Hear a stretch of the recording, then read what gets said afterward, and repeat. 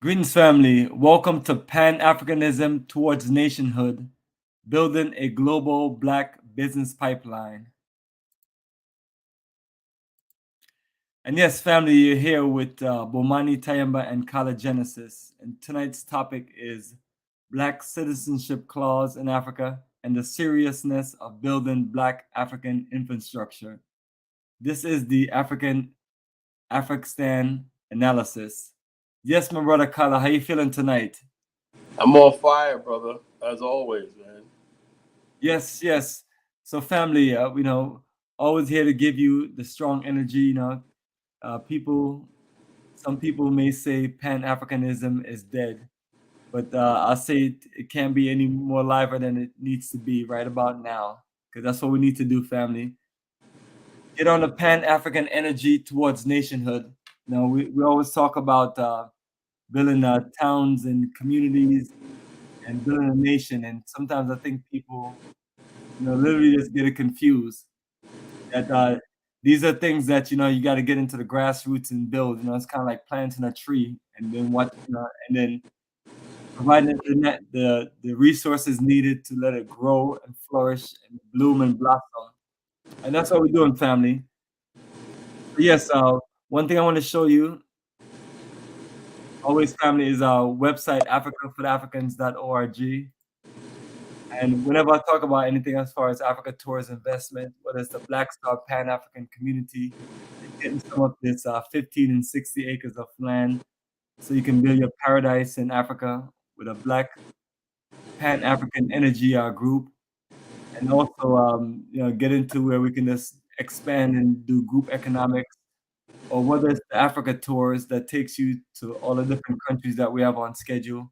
All those information is on our website, africafortheafricans.org.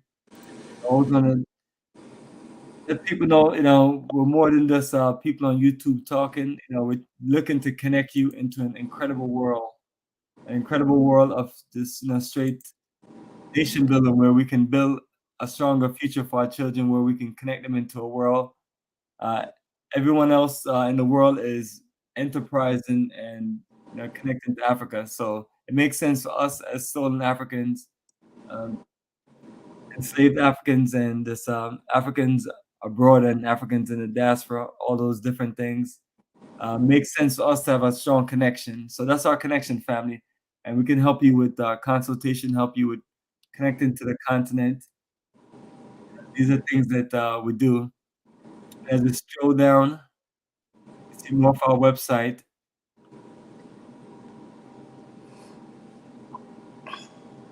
And these are lists of things right here, right on the main part of the website, but also it's right there on this nice main menu that showcase all aspects of what you need to connect with. So this is my Bomani Technology website design, and this is designed to be interactive. The music is paused, and then the slideshow is various photos from different countries over the 16 years of this Africa for the Africans. So right here we connect with you, and this is what me and Kala have been talking about, family. Liberia Reconnection Investment Tour, March 29th to April 9th, 2024. And once you click on this link, it gives you the full itinerary, the full schedule details. And the same thing for the rest of these journeys that we have here. That's one thing we do. We just cover all aspects of this, your connection to Africa. So while we're talking about different things, me and Kala will always bring up Liberia, because that's a journey that we're working on together. Mm-hmm. And that's just more than just us going to Africa. It's about building the future. It's about us connecting to investment opportunities. And note that all these things that we talk about is not just going to sit around and be there forever, because we have other race and nations of people that are coming to Africa, and they're going to realize after a while that the idea is to acquire land to build the enterprise and the empire that you're looking to, that we need. So their goal is to build what you need, and you just pay the continuous world of this being customers to everyone else. So it's more than just tours. We're tapping into a world of just us, connecting Africa. So that's why you see the title Tours and Investment. And as you see with our program, Pan-Africanism Towards Nationhood. That's our community link right there. I'm always telling anyone, click on the details, check it out, process it. All these things that we put together online is a presentation, including any relative YouTube videos, which deals with all the things you see here. Even got exclusive safari tours, all kind of things just to connect you to an experience in Africa. And all these things are just a foundation. And once you feel that you're into the African energy, then think about investing, living, doing business, and so on. But beyond that, this is a great introduction.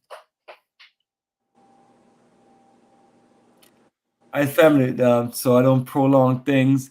You can scroll through the website, africaforafricans.org, and you see just a list of all of our details, social links, and a whole lot of group pages, group photos. Last Journey of a Lifetime to Tanzania, I'll be updating, as time go along, and that's usually just put the latest photos, videos, and those things are consistently being uploaded. But this just shows you the flow of just the years going by as we build our energy to learn more about Africa so we can get more into investment and get more into enterprising. And that has to be the end goal for us to build the Afrikstan nation building. So that is what we're working on, family. It's more than just being an African enjoying paradise. And right there, as you can see with us out there in the boat, enjoying paradise. And we're going to continue to enjoy paradise, but while we're enjoying paradise, we open people's minds to take it to that next level. Right, brother Kala Genesis, man? You want to take it to that next level, right? Yeah, I want to take it to the highest level possible, brother. You want the nation. You want the Black Power nation. Yeah, man. I dream about all 24 hours a day, 7 days a week. I'm a true believer. And Afrikstan, that's what you process all day in your mind. Yeah, check us out. I'm a true believer. That's what's called a true believer. Now, we have a lot of people out there that just playing with this. They're amateurs. They're lukewarm. They're in and out. They're half-assed. I do believe we are, it's inevitable that we basically succeed ultimately from the United States altogether. Today, Joe Biden was on the White House lawn and he signed the Defense of Marriage Act, right? Which basically, before the Democrats lose control of the Congress, right? They rushed that through, right? Basically, with the LG signing laws with protecting gay marriage and stuff like that, and recognition of gay marriage, which means basically, Bomani, if somebody wants to come on one of your tours as a gay married couple, right? We cannot refuse them. You're joking, man. I'm not joking, bro. This is not joking, man. So when people talking about Kala acts the way he does and whatnot, they're coming for us. Yeah, it's a private entity. We have the right to. It does not matter, man. You operate inside the United States. Where they're trying to kill the right of refusal. There's many things that I can't join because we're brothers and it's not for brothers. Yeah, but they basically, that's another thing, right? I always argue why Black people push so hard to get into white institutions. Remember that back in the days? We gotta join. We gotta be an elk. We gotta be a moose. We gotta join the white fraternity lodge. We're the first Black to integrate this. Why the fuck do we gotta integrate everything these motherfuckers want to do? Why? Because they know eventually, right? Then we could not basically say, hey, all those Black America used to be governed by social clubs, churches, lodges, stuff like that. That's what kept Black America together. People don't realize that. People don't know anything about Black America. We had all kinds of churches. Remember that movie, Let's Do It Again, Sidney Poitier, Bill Cosby? Yes. Remember that? They had some, they were part of some lodge, whatever, in New Orleans. From Atlanta. There was some lodge in Atlanta. And they were like the Shaka, the guy was a Shaka Zulu, whatever like that. That's in the Deep South too. And when the preacher was eating, and he was eating the chicken, he's like, I know this bird from another life, In other words, basically, Black people form these social clubs, these cults, and it was very popular in Black America. A book that people need to, if you want to understand, this is another thing, man. This is required reading for you to even come to Kala Genesis and think you're going to talk on his level, right? Read C. Eric Lincoln's The Black Muslims in America. Right? If you have not read that book, you do not know Black America. You don't know your own community. You know nothing about Black America. That's why I see people on YouTube and Facebook and everything. They talk all this stuff on that. They don't know anything about the community. Not a damn thing. All they know is that minstrels, buck dancing part of Black America. Black America is very institutionalized, and we had institutions and families and fraternities that kept our community safe in this North American continent for hundreds of years. 400 years, in fact, the Prince Hall Masons 300 years ago. And so therefore we carried these institutions to Africa, in Liberia and Sierra Leone. We built schools, colleges, missionary stuff. We built governments and stuff like this. So this idea of Black people governing themselves or taking care of themselves beyond America is not new. We're not doing anything our ancestors didn't do, in Liberia, in the Congo, in South Africa. Do you know the first community in South Africa was African Americans? The first Black community, organized community was in Durban, was African Americans. People don't know that history. That the Pan-African Congress and the ANC was actually formed by African American expats over there. People don't know that history. That history in helping modernize Ethiopia's Air Force and airline. People don't know that history. That we wrote the Kenyan Constitution. No, you don't know that history. The role we played in Nigeria, the first president, Nnamdi Azikiwe, he said, man, the Black man of the West, man. He just praised the Black man of the West in Liberia. And he went to Howard and all these Black institutions. He said, that's where it is. He said, yeah, we can be more than what we are in Nigeria. He saw the greatness of the Black man in the West. And so therefore, we're not going to let people tear us down, African American community, of what we mean. This African American mind can never die. If we die, the Black race dies. Our whole energy, everything, our philosophy, our history, everything shapes the whole entire world. We became the representation of Africa and the Black world in captivity. Okay? It was out of our civil rights struggle, our struggle in America, that things began to change for Africans and Black people globally. So we all been the vanguards. We always been the face of the Black struggle throughout the world, and we're not going to withdraw from that struggle for a few trinkets. You don't settle me with a few pieces of land, a few pieces of silver. No, we're going to continue on the struggle. The struggle is not over yet.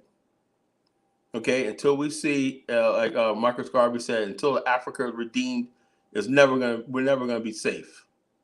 We're never going to be happy. You're never going to be safe when you got millions of people that can't earn a basic living on the African continent. You're never going to be safe when you got an African bourgeoisie who are in cahoots with racists and white supremacists, imperialists, and China and anybody else that will loot, kill the African continent. So that brings us to the topic of the show tonight, right? Is it all right for people, Africans, to give non-African citizenship? And I know some people will say, Kala, man, what's the big deal, man? Citizenship, man. First of all, Negro, sit down. Yes, Kala, before you even get into it, let's make sure hit them with I also want to make sure that people are clear on the word Black Citizenship Clause before you get deep into it about citizenship. Oh, yeah, I'm gonna talk about that. People. See, back in the days, right, before right now, America is dying right now. Why? Because they took away the idea. They made the word citizen something bad, something racist, something divisive, right? But the citizen still, it's like a citizen is supposed to give you a certain amount of privilege. That's in human nature, right? When you're in Germany, right, and the German says, I'm a German citizen, right? And if you're a foreigner, right? Okay, you're a foreigner. You have, on the surface, you have the same rights, human rights, right? But civilly, you basically cannot do things. Over the years, they've been eroding this idea of the special status of a citizen of your country. This is because the people who are doing this are globalists. Now, who are the globalists? Now, the globalists are white, small group of white supremacists, Zionists, and people like that basically realize that the majority of people around the world don't look like them. So therefore, if you basically, the globalists don't want any borders. Why? Because they want to be able to flood their currencies throughout the world, flood their goods, right? It's looting. These people are nothing but international criminals that have been around for the last 500 years. Looting, slavery, pillaging, piracy, okay? Wars. And they have the control over the media to the fact that they will make you go and have heads of state go visit the ultimate symbol of that, the Queen of England, right? All the royal family, the biggest criminal organization the world has ever seen, the British royal family. But they got you so brainwashed, these criminals. They have you worshiping their false gods, their false statues and everything. And you tell me that you care about Africa and you let your heads of state go get crammed up in a bus to go pay homage to the freaking Queen of England. While she sits there with all your gold, all your diamonds on her head and everything. Watch the British Petroleum and Shell are sucking the life out of Nigeria. The Anglo-American Corporation and all these other corporations in South Africa and control all the friggin' farming, mining, and black people are too terrified to fight back, too terrified to nationalize. They make an example out of Zimbabwe. They say, look, let's instead of basically fighting the British, the number one enemy of the black race, they're saying, something, let's be like them. You can't beat them, join them. So we become basically black British, black UK, black Negropeans, and we do their bidding. We let them basically take our gold out of Ghana. We let them take our resources and everything. We don't even basically have our own soccer leagues and everything. We're still part of them. We're still part of the Commonwealth of Games. We are still tethered to the British crown, the French crown, and all these other racist imperialist things. Because they give us citizenship, They give us citizenship. They give us green cards. They give us all this stuff. They educate our kids and everything, They let them play soccer in the fields. Do you think these people ever have really want Africa to develop? No. Because it's the most coveted thing in Africa is a visa to go to a European country. You never see the other way around. And so therefore, what I'm saying is this, with all this privilege that the non-black has over the African, why do they want citizenship in Africa? And let me tell you something, folks. What does citizenship mean? Citizenship is a feeble attempt to say, look, I'm a citizen of this, it's a social contract. In this state, this land, this territory, this government, this sovereign entity, right, I'm a part of. I pledge my loyalty, my allegiance to it, right? It's a social contract, right? At the same time, that republic has a responsibility of protecting me. Who? From people who are not citizens. This republic has a responsibility of protecting my language, my culture, my way of life, my values. Right now, the governments in the world are so hammered that they let people flood into countries, right, that don't speak the language, don't respect the values, don't have to do anything, right? Because they're basically trying to tear down the idea of what a citizen is. They're trying to tell you a citizen is antiquated. We're living in a global world. People should be able to go wherever they want to. It doesn't work like that. So if you believe that, then why is it so important for you to have a citizenship in, let's say, Sierra Leone? I'm being honest with you, right? Our question was asked to me a long time ago. Should African Americans, Kala, do you support African Americans having citizenship in Liberia? I absolutely do not support that. And I'm going to talk about that earlier tonight. I strongly are against that. Why?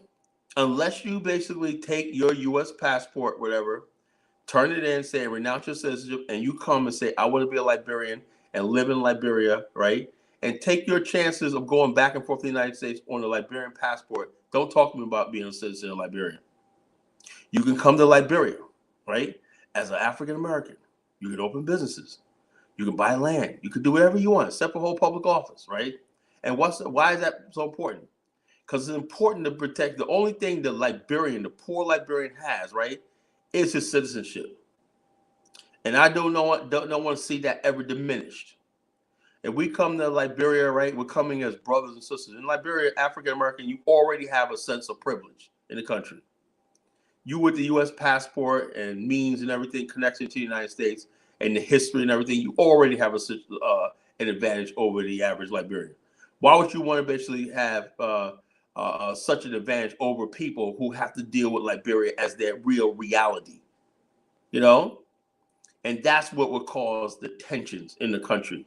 That's what will break the friendship and the brotherhood between Liberians and African Americans. There has to be a balance, right? I'm a U.S. citizen, but I'm also part of Liberian history. Everybody knows that. You know, when people talk to me, they're like, yeah, Colin, we know you're part of Liberia. We know you care about this country. We know you love it. But I'm not going to take a citizenship yet. Why? Because I have an advantage. That's not fair to the Liberians. I have an unfair advantage. Why would I hold citizenship in two countries? I do not believe in multiple citizenship. You have to be a state, a nation state is you have to have allegiance to that one country.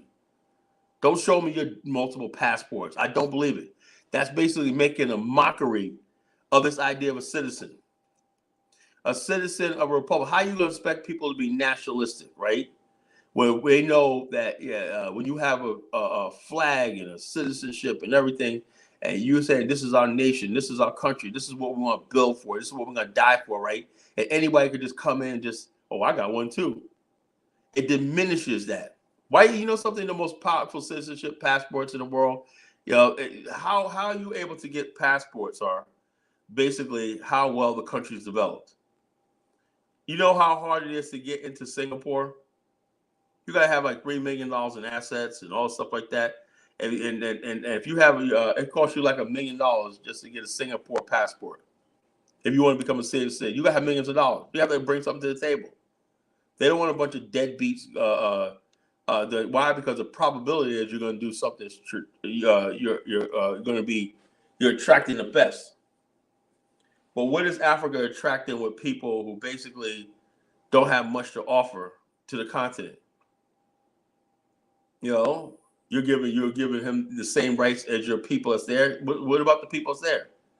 So in other words, basically, if there's any conflict and everything, you have two passports. Well, I got a Sierra Leone passport. You know, people don't think about that. So it's always best that you keep your U.S. passport, right? For the most part, right? If you're going to have two passports, you're going to have another passport, right? Give up your U.S. passport, right? And then say, okay, I'm now a Ghanaian. I'm now a Nigerian. I'm now a South African. Or in South Africa, you can get permanent residency, which you're still a U.S. citizen, right? But you can reside in the country for a long time. A lot of people do that. A lot of people, foreigners, come to a country and they become permanent residents. That means you're residing here, but you don't have any allegiance. Do you understand when you say a citizen, when you take a swear oath? And this what tells me that black people don't understand things like oath and honor and stuff like this.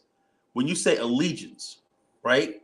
If you say allegiance and you swore allegiance to a country like Nigeria, and it's like that, and Nigeria gets into conflict with the United States, and you say, you know something, I'm not going to fight in your war. I'm not going to be drafted.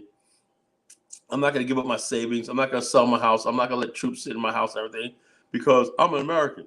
No, but you just got a Nigerian citizenship. Do you understand what that comes with? The government could conscript you and say you have to go work in the field over here. You have to work in this factory.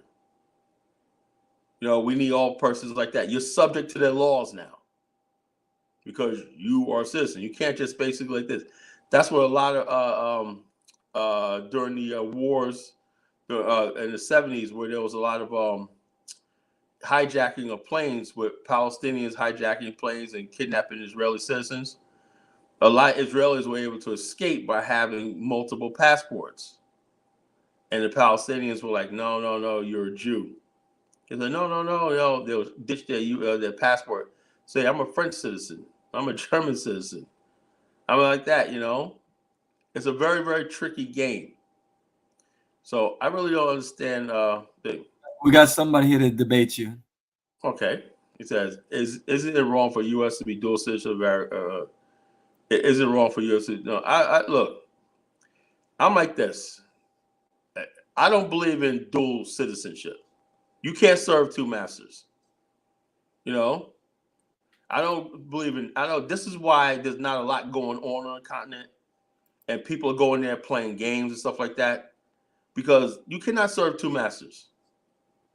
If you're going to be in Africa, right, you can reside there all you want. But if you're going to basically say, okay, if the world, you have to realize something. There's going to be a conflict between Africa and the United States coming up. If you don't believe that, then you don't really believe in this Pan-African movement. And so this idea that, oh yeah, I could have dual citizenship and all like that, that's a fairy tale. That's nonsense. And I don't trust people like that, you know? Where's your freaking loyalty, your allegiance going to be to? Now, if you say, look, you know, I could be a reside in Africa, I could own properties there and everything. And when I get ready to retire, let's say you got a thing, I said, I'm done. And then you basically say, okay, secure residence in the United States, right, on good terms. Then you can go to Africa and say, look, I renounced my U.S. citizenship and everything. I had a guy that was in Ghana for years, right? And he was outside the U.S. for like 15 years. And he lost his citizenship, right? And he tried to go back. He was like, no, you can't, because you stood out. You didn't renew your they make you, when you come, people don't understand something. When you stay out of the United States a long time, you come and say, look, you got to reaffirm your allegiance to the United States. I swear I'm loyal to the United States. It used to be when your word meant something. When you step forward to be inducted in the U.S. Army, you say, what, Bomani, right? I swear. What's the induction code in the Navy? When they tell you step forth. No, you just have to put up your hand and swear your allegiance. Swear your allegiance, right? And this is why the Pan-African movement is failing. Negroes don't have what we know anything about allegiance. They don't know how to join an organization, right? And say, look, I want to be part of the BAIO. I swear my allegiance to the BAIO. Yeah, which is into that organization, that group that you're gonna work for. That we're gonna work. We'll work to end. But you know what people do? I know more than Kala. I got a YouTube channel. You know what I'm saying? I got a YouTube channel. You know, I got super chats coming in. So he ain't shit. Kala ain't shit, man. Blah, blah, blah, blah. That's what people think. That's a nigga mind. We don't citizenship and stuff like that. Do you expect these Asians are they gonna have Africa's back? You give them citizenship? It's time to destroy the new world order. Africa is for the Africans, not for the black half African Americans and everything like that. No. You want to be part of Africa, right? You have to give this up eventually. If not, then just seek residency, own property, and go back and forth. We understand that. But when you talk about having dual citizenship, no, I don't believe in that at all. Now, certain special circumstances, you know, okay. But you got so many people. Now, if you're vital to Africa and you're vital in America, that's a different case. Let's say you're some high-tech nuclear physicist that could design 3 factories and you got all this going on. You might have to keep your U.S. citizenship and you might have to be part of Africa all at the same time. That's fine. But for the most part, the majority of people are not like that. You have to basically decide where your allegiance lies because it becomes compromised. And so, therefore, the people in Africa are like this, man. What happens when, fortunately, right now, Africa and the United States are on good terms. But look at the U.S. policy in Africa. U.S. policy in Africa is still about population reduction. U.S. policy in Africa is about spreading the LGBTQ. Your American property is about climate change. You know, all these other things, right? Non-industrialization, okay? All these things that women's rights. I'm not trying to oppress women, but the things about women's rights and minority rights and all stuff like this that the United States keeps a thing. There were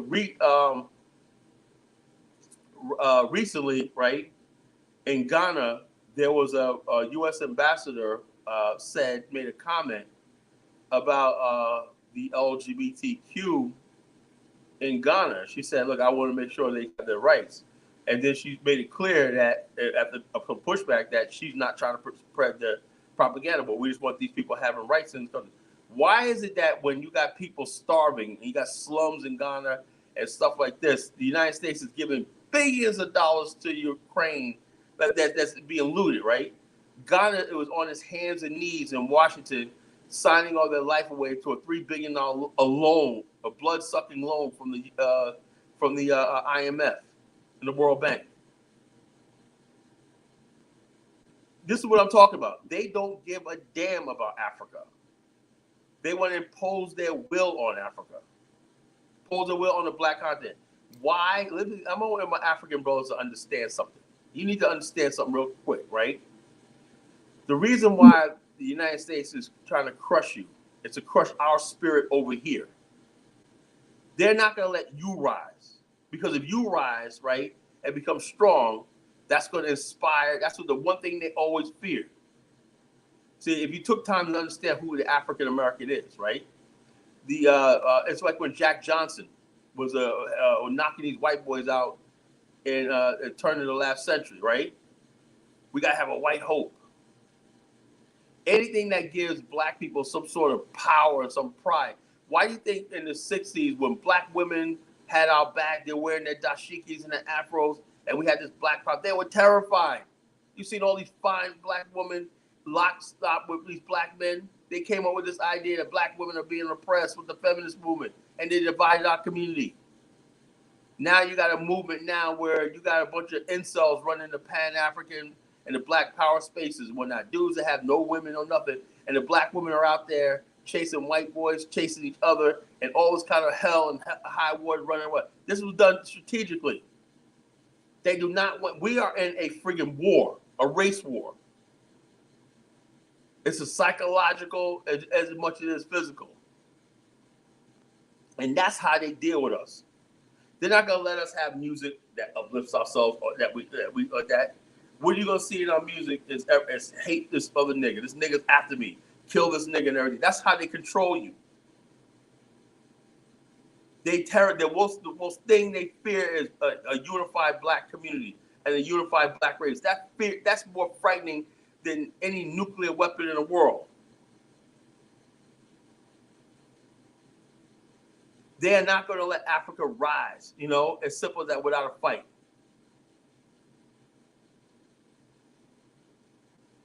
This is what we're talking about. So all this nonsense and everything, there's no need for white race or whatever like that to be citizens in that. Now Southern Africa, we just have to hold that L. South Africans have to hold that L. Now so you got some South Africans, we want the whites to go, look, just hold that L. We lost that. But we're not going to let Liberia become South Africa. Over my dead body, that'll happen. I remember a couple of years ago, there was this fucking Afrikaner. I'm going to find this dude, And he trolls me every once in a while. I've been trolling since Blog Talk Radio. And this guy, he's an Afrikaner. He fought in the Angola War. He's like, Kala, man, you should leave Africa alone. I'm an African born neo-Nazi, but the black Africans love me and whatnot. And he basically went on this whole hate campaign for me, taking little snippets of what I say and showing the black Africans in South Africa. See, you want this? But then he tried to put this lie that Kala is a Liberianist. He wants to do with Liberia, lying about the history of Liberia and whatnot, and try to compare Liberia to the South Africa thing. And then last time I told he was in Angola, and talking about, yeah, I got a farm in Angola. Let me find out where that fucking motherfucker is. He says, yeah, I got a farm. I pay the Africans. And then he brags about all the young African girls he sleeps with and whatnot. I sleep with all this black pussy and whatnot. You can't do nothing about it. And bragging about it to me in my face. And then one time he said he went to Liberia. And they told him, get your friggin' fat bore ass the fuck out of here, But I don't like Liberia. They said I couldn't have land. I couldn't have land in land. Imagine. Just the gall. This is why I dedicate myself to this. What's right is what's right. No, you ain't there. We're never gonna see no goddamn white farmers in Liberia. Over my dead body, you will. Liberia is the closest to Afrikstan as we're gonna get. We don't care what the freaking circumstance. I'd rather be fucking poor and free than drink a couple of trinkets and everything like that to have freaking white people share what's supposed to be ours. If we do this right or we don't do this at all. That's why I say, folks, right? Liberia is a country you don't need to have a citizenship there. You can do anything you want in Liberia. You can own land, you can open a business, you can go back and forth, and all you do is do the visa. And they're trying to do it so now that you don't even have to pay that visa fee every year. Just waive the visa fee. If you're African American, they're trying to work. We're working on that. That's good enough. You don't need citizen. Your loyalty right now, unfortunately, is to the United States. You know, and people don't understand the seriousness of that. If you basically go against the United States and you step back against the United States, you could be facing a death penalty. People don't realize that. That's treason. Citizenship and oath and loyalty is real. They when they went right now, they don't really push it as much. But there'll come a time, man. I remember what was serious was, but I remember that dude, John Walker Lind. Bomani. John Walker Lynn. Remember the guy in the Afghan war? He was a white guy, a white American who was fighting for the Taliban. No, I don't remember these people. Oh, yeah. You in the Navy. It was right on time, the Gulf War, you know? And they said, wait. I was out of that. I was in a different world by then. Yeah. But anyway, I remember that time they were like, this guy was fighting for. They said this guy's an American, and he was a jihadist. He became a jihadist, and John Walker Lind, you know, and he was a jihadist, right? And they're basically like, he was like, yo, although he never declared war in the United States, he was on the battlefield with an enemy soldier, an undeclared war. The United States didn't even declare war officially on Afghanistan. Think about this. And just last year, Congressman Meeks, right, got with Joe Biden, right? And he basically, they're trying to hem black people in America up that are doing business with African countries that sided with Putin. So we're entering into a world of geopolitics, folks. It's gonna get hairy. A few years ago, there was a couple of African American brothers in Chicago, right, that the Mugabe government gave $2 million to lobby for them, right? And the Obama administration had this one brother arrested. I don't know what happened. The case. One brother pled not guilty. The other brother pled because Zimbabwe was under sanctions, and they went there and met with Mugabe and took money from him, and just been an advocacy, you know. And they said the reason why is because they weren't registered as foreign agents, and so they as U.S. citizens. In other words, basically, if you register as a foreign agent, right, of another government, right, then you can advocate on their behalf. Okay? If I basically officially want to advocate for the Liberian government, I would have to register as a foreign agent of the Republic of Liberia. Right? That would have to be on some high level stuff. What I do mostly is on the internet. I have no official relationship with the government of Liberia. I have connections and everything like that, but no official relationship. So when you do this stuff, we're trying to tell you this is really real. If anybody try to tell you anything different, then they're misleading you. Because when it comes down to it, right, this is how I can throw the whole movement apart. Maybe they're just waiting for us to gather enough steam, and then it's going to put this one big dragnet. They're going to round us all up and be like, this is what happened. You know, next thing you know, you're going to see pictures of me, Bomani, Eric. What the fuck happened? You know, we're up against the wall and whatnot, you know, and the mug shots and whatnot. This is a Pan-African. We busted a Pan-African ring, you know? So basically what we're trying to tell people, be smart about this. Be smart, you know, and stuff like this.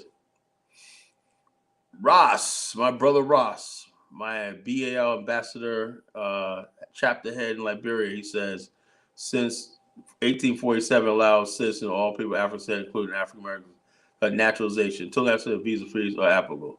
You know, it's like I said, if you want to be a naturalized citizen in Liberia, that's beautiful. You know, but make sure you have it so that that you're not dependent on the United States. That you could build. That's why it's important that we build communities over there. Do you understand why the Afrikstan is so important? You know, imagine have all the amenities, everything that you have in the United States, where you could live in Africa. You don't have to worry about health care and everything. You have all those things. You know, right now the infrastructure in Africa is not like that. That's why I said it's very important that we basically build Africa. We have to build Africa. We have to build Africa. People don't understand. There's no. It's like we're backs against the wall. Somehow, some way, God's gonna think we have to build Africa. You know, because we cannot basically keep double dipping and backpedaling into America. Sooner or later, America's gonna say, "Look, you know, what you guys are doing," and that's gonna be so humiliating. When this, what happens if basically the United States says no more flights to Liberia? Liberia's under sanction. What happens? What happens if the United States says, you know, something? We think which was Gambia is now a terrorist state. They can just say that with no proof or no nothing. Serious. You know, you see it, and they can just say it. Oh, terrorism. They're state sponsors of terrorism. No evidence of anything. You know, they accused of Saddam Hussein of 9/11 for years and went to war. They don't need any evidence. That's why it's important that we get it right. You know, we get it right. A citizenship clause, the black citizenship clause in Liberia is very important to keep friggin' non-Africans out, non-black people out. Now, the people say, Carl, you don't want black African American Liberians? Yes, if you want to go over there, marry a Liberian, become a citizen of that republic, that's fine, right? That's fine, you know. But that should be your primary country. Now, if they said renounce your citizenship, maybe if you could, I don't know how that would work. You know, I don't know how that would work. That's a tricky one. But you know, we can continue to talk about citizenship also. We definitely want us to continue on to the other part of the topic, seriousness of building Black African infrastructure, and then the logo. Yeah, Black African infrastructure, right? Truth is, we don't got any.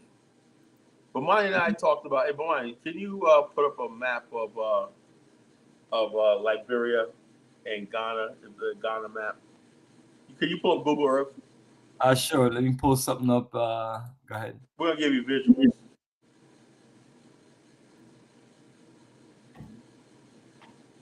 Let's keep going.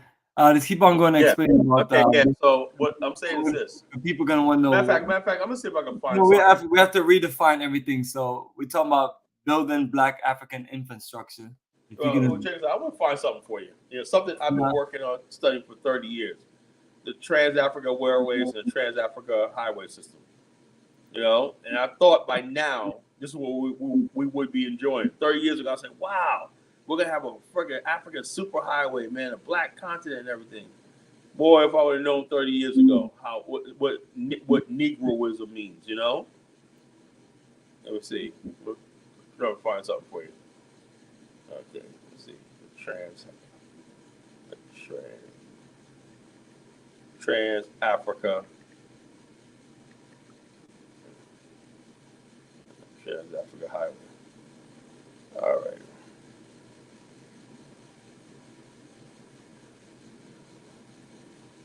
Okay.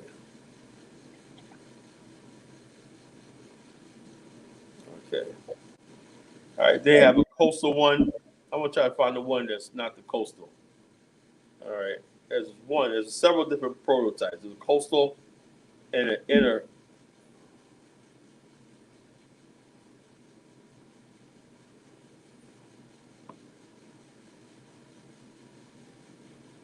All right.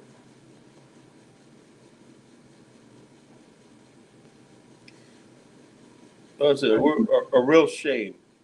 A real shame. These things have been on the books for decades.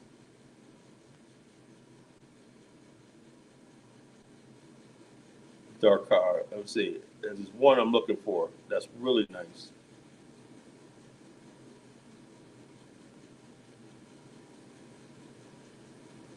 Okay.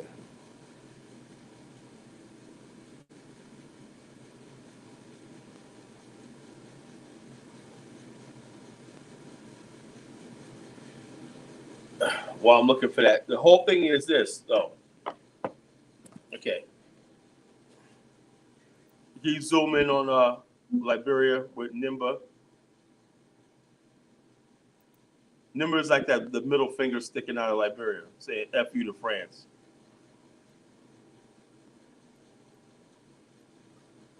NIMBA is that peak right there. A little bit more. Okay. A little bit. Next county over. Yeah, that's NIMBA. Right there. That's NIMBA. Okay. So you see what Santa Quelle is? See what it says Santa Quelle? Right there in the corner, right to the right of the forest reserve. You're right there, Bomani. Santa Quelle, you see it? Santa Quelle right there. Gotcha. Santa Quelle, right there. It's right there where it says the Dredge Forest Reserve. The forests are down towards the right, to your right. No, the other side, the other way. Other way. Okay, yeah, keep going back. Back. You keep scrolling back. You're going out. Okay, going. All right. Okay. See what it says Liberia? Go up. Okay, up. Keep going up. Keep going. No, keep going. Scroll. Pull up. All right. Zoom out, mine. Okay, right there in the middle. That's NIMBA. That's right there. So zoom in on that. Masa. Huh? All right, let me say this thing. Okay, that's Grand Bassa. Image. Right. And NIMBA is right above it.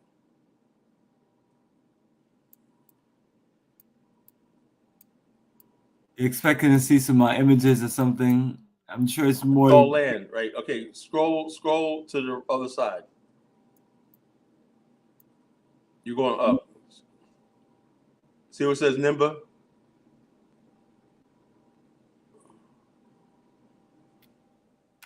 Okay. NIMBA County. Okay, back the other way. Just pull it back the other way. No, the other way. The other way. Yeah, that way. Yes. Keep going that way. Okay, now, no, okay, right here. Now go up. Go up. What are we looking for? Up. You're looking for Santa Quelle. You don't know if it's just going to be marked like that. It will. So I saw it. Okay, just keep going up. Keep going up. Keep going up. You're in the middle, right? Okay, yes, that's the top of the number. Just keep going up. Keep going up. Oh, let's see his line. Yeah, no, Santa, keep going up. Keep going. You're going the right way. Right there. There's Santa Quelle right there. Santa Quelle, right. Stop. Santa Quelle is right there. Just right there. Right there. No, right next to it. That's Santa Quelle. Zoom in on that. Yeah, that's Santa Quelle. That's Santa Quelle. Okay. And that's where the territory we have territory at, you know. City right there. That's Santa Quelle. That's I don't know how much people can really see of that. Well, they get the general idea. That's where the OAU was formed. That's the little link right there. Okay, that's where the OAU was formed. You know, and then when we do our trip there, we'll add a report to that. So we'll put that on Google. When people click on that, they're gonna see us up there. But the point I'm trying to make is this: If you zoom all the way out, how many? What's the difference? You know how to take the thing and connect one point to another on Google Earth, and then to let's say the Jahazi area, and what's it called? Absolutely. No, I got, we have Google Earth and those things set up. Right. In So the, basically, I'm saying like this: the distance from there and through Ghana, is not as far as you travel through the United States. So it's like the reason why Africa is so backward is because we don't have a highway system. We don't have the infrastructure linking all the city centers and everything like that together. We don't have that. And we're saying as the black race, what do we invest our money into? Usually people, when you see you're paying taxes and everything and you're working, but the thing is though, what came before you is somebody made the decision that we need the Major Deegan Bridge built. We need the FDR Drive built. We need the Grand Concourse built. We need all these things built, right? And generation after generation are still paying for that stuff, right? But you get to enjoy infrastructure, okay? New York City generates $300 billion a year in tourism alone. New York City. New York City at any one time could have 100 million people come through there because it can capacitate that. And so therefore, how is it that so many millions of people can come to the New York that area right there is the most developed region in the world. New York, New Jersey, Connecticut, and that region right there is the most developed region in the world. Millions of people come in and out with ease. Why? Because that's what it is. The tolls, everything keeps the infrastructure going. The Black African infrastructure is the fact that we, like a couple of years ago in Nigeria has attempted to build a toll to Lekki, saying if you want to go through Lekki, wherever, like you have to pay a toll. So people are rioting about why we got to pay a toll. Okay, well, tolls pay for the infrastructure, and also the idea that people have to be socialized to back like this. Citizenship is not just your duty to just be a citizen. Citizen means you also have a duty to understand that you're going to be taxed. Are you paying, are willing to fork over 30% of your income to your said country you want to repatriate to, for development? Oh, no, I ain't got no money. So if the people can't tax you, the country can't tax you, why are they going to give you a citizenship? You see how important this is? See what that makes? Citizenship is serious. America, basically, the reason why America, as long as you got a U.S. passport, even after you get a passport, America is going to want its tax dollars. It's going to tax you. You owe the government. You think the mafia is bad? Shit. Try owing the federal government money. So, therefore, taxation. Infrastructure requires taxation. Without taxation, you're nothing.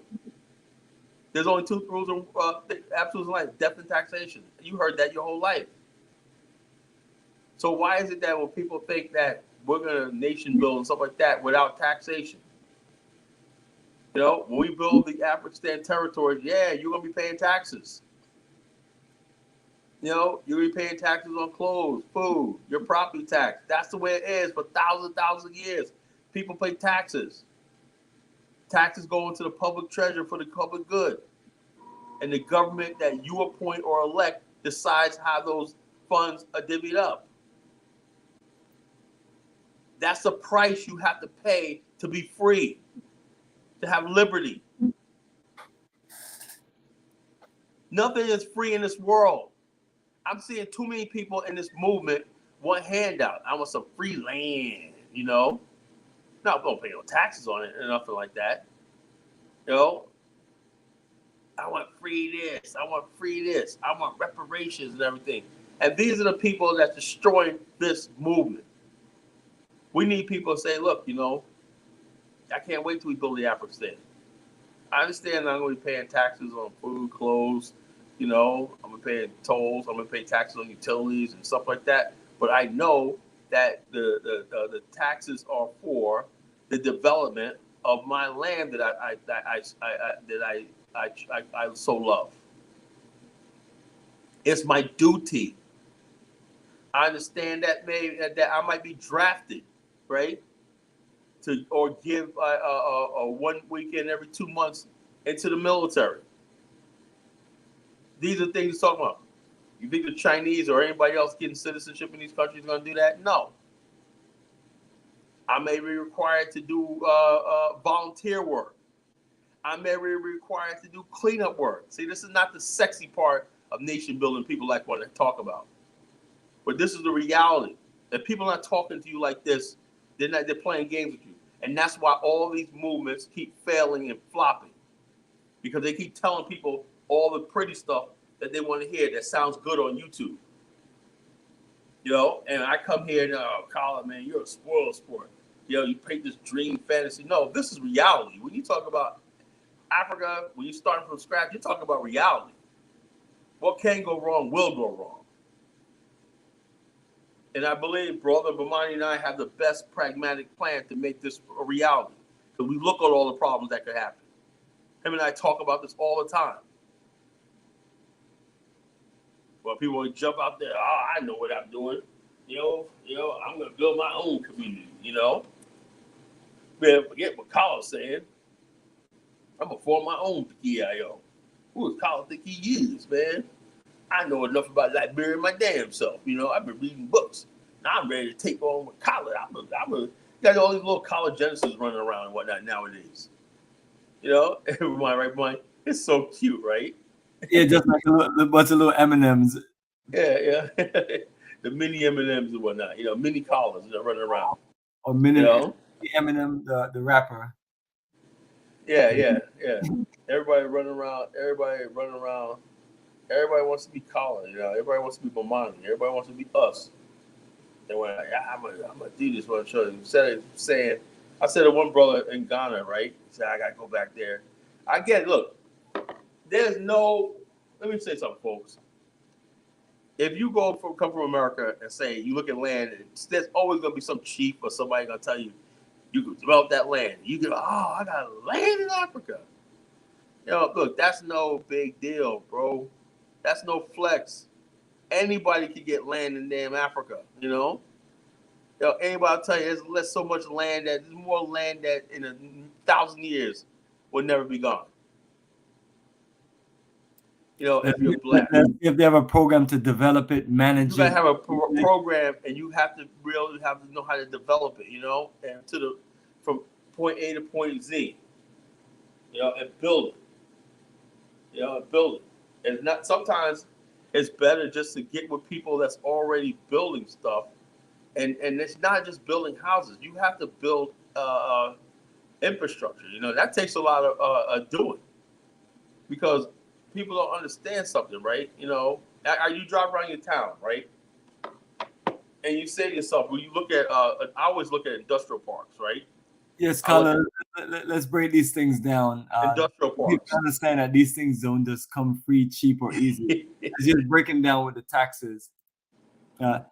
Literally just, you know, breaking down little by little on how we achieve this in Africa on a group level, because I'm telling people that you're not just going to run anywhere if you just get land somewhere. It's just the roads are not going to be developed for the most part, and you have to figure it out on your own. You can't just like hope and pray that the government is going to come and do it. They may get around to it 10 years later. And now the thing is, though, what you have to do is this: you have to basically the land.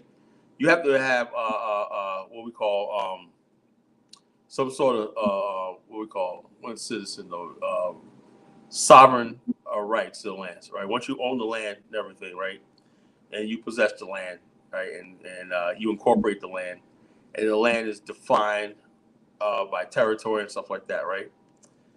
You basically once you have the land as a charter, a municipal charter, okay, it becomes a geopolitical entity. Okay, that means that when it becomes a geopolitical entity, you have jurisdiction. over that territory. And when you have jurisdiction, you have certain rights, right? That you negotiate with the larger state, the greater region. For example, look at New York City. New York City is way more powerful than New York State. But who holds sway in the area? New York State, right? Albany. How does a little city like town like Albany control New York City? You know, but New York City is a powerful entity. New York City is more powerful than most states in the union, but it's still just a city. It's a geopolitical entity that operates under the state of New York, under the laws of what? The United States of America. Okay? We're trying to create a geopolitical entity, right? And various territories and counties negotiate on a certain level. So basically, we have to work with the constitutionality, what rights do we have. But the thing is, by default, we should be able to control just by force everything that's in the territory. That means that you basically have tax revenue agents walking around, you have police walking around, you have to assert authority in the land, or you don't really own it. You know, rules and regulations, giving out traffic tickets, fines, and you have to have a way of arresting. You have to have arrest power, and you have to have punishment and imprisonment power. Okay. Now, the greatest state could say, you know something, that's unjust. We appeal to the greatest. That's fine, but there has to be that what we call due process of law and jurisdiction. Okay. When you do that, right, and so people come in and say, you know something, I want to build an industrial zone in your area, right? They know that all they have to do is talk to you, get the permits, and we hand out the licensing and the permits in the area to build. So all those things come when you have a municipal center, right, that's recognized, and you have the authority, like you have the port authority, and you have the authority, authorization by the host country to operate in those capacities. Now, this is what the level we're talking about, right? What level of development we're talking about, okay? And you want to zoom in on Jihadzi? Yes, sir. This is the Google Earth for Black Star Pan-African Community in Jihadzi. Right. And so what you see right here is your 15 acres. Now, see, this is a paved developed road. Right. Coming in.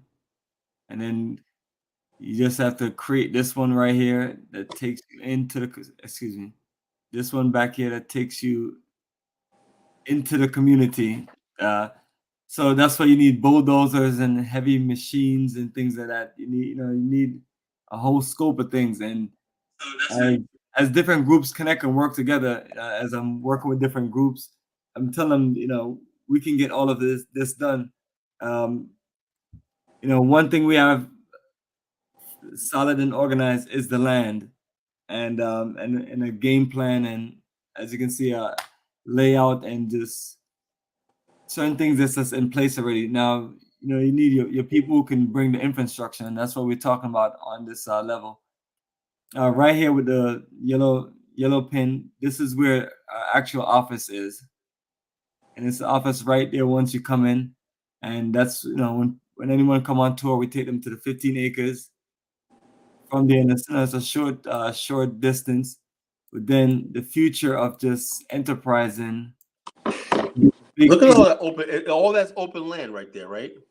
For the most part, yes, it's a town that's not very populated, and most of what you have is children, and you have one or two basic industries. There's the industry development right here, but this is where we are, 60 acres, and it also gives you access. You scroll over here some more, and it's not too far from a beach area. That's right on the beach. So all you need is a road, a nice road, 2-lane, 3-lane, 4-lane road going through Gazazi right to the beach. That'd be nice, with a beachfront. You have a toll, make it a toll road. And what you can see right there is literally just nothing but open beach area. You don't see a bunch of resorts or anything built. So, and And it's the same thing on the rest of the coast right here. So these are great opportunities for people who want to invest on the coast or get into different things.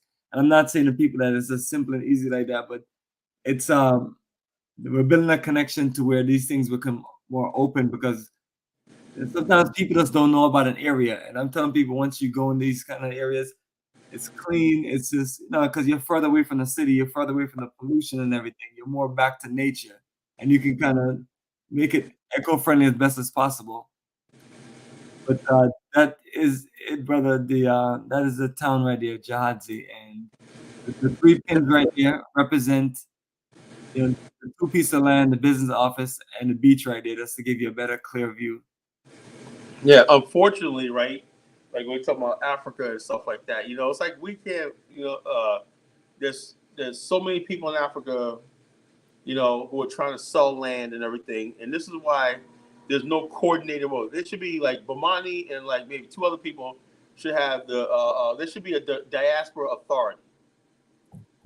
If you want to come to Africa and whatnot, that we got the government of Ghana should only focus on this and maybe one other community. Instead of having all these hundreds of communities spread around, everybody's uncle trying to build their own thing, they should be like this. You should have a certain level of improvement that and other than that, you say, okay, if you want to build a house or whatever like that, you have to go to the Black Star Pan African community over there. We're the only ones authorized to build. I don't know how that would work, but the thing is, one aspect of things is, like I was mentioning to you about infrastructure and the things that just need to get built and done. You just have to just partner up with some people who can do the other aspect of things. Other people going around copying what you're doing doesn't necessarily solve the issue.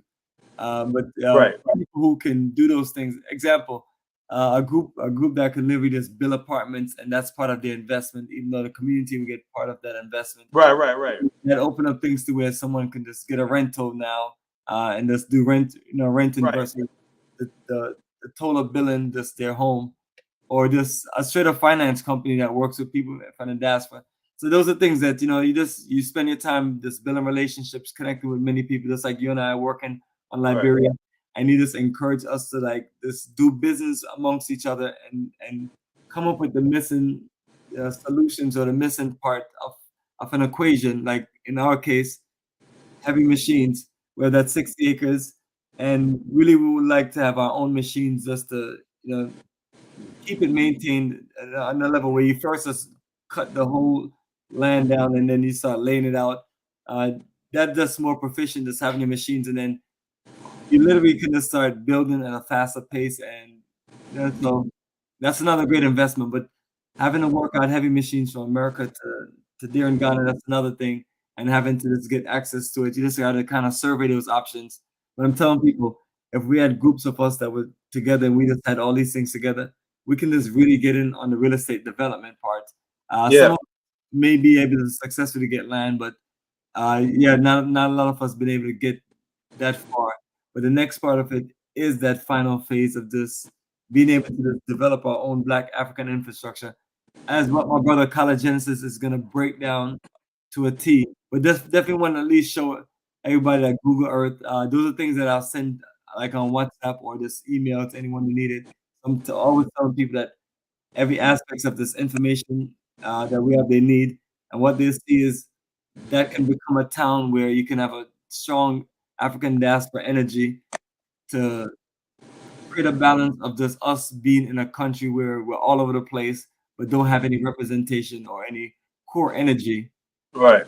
And that's the Afrikstan right there, brother. Right. Right. And let me tell you something. Right. More and more.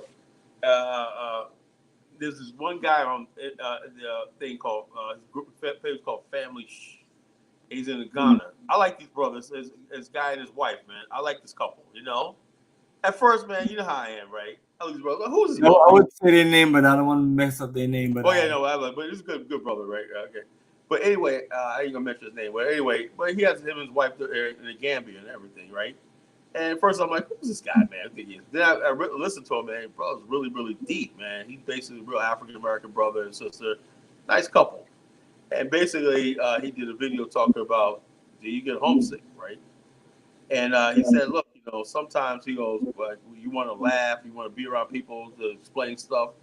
He says, he goes, he's in the Gambia. He says, you know, you got some people here that got their own communities and everything, and they're linked up, and you know, when you're around, you feel like an outsider and everything. You know, he says, you know, that's really, really important that people of similar background work together in Africa. You know, there's nothing wrong with that's not separatism. You know, people always think that we're separate or trying to separate and everything. No, that's this. See, the thing is, they're so unfair to the African American.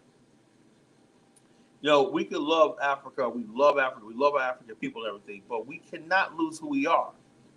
There's things about us, right? Things I could talk about that I could only talk to another African American about. You know, things that we share, stuff like that. Let me give you a perfect example. To a lot of my African brothers, right? They're over there celebrating Morocco's win, right? They say it's a win for Africa. I consider Morocco. They're basically trying to rechange the definition of African now. And I'm saying to myself, I cannot rock with. I mean, I have nothing against Morocco. I have nothing against the country. But I realize that as much as like we try to talk, and there's a lot of other things too.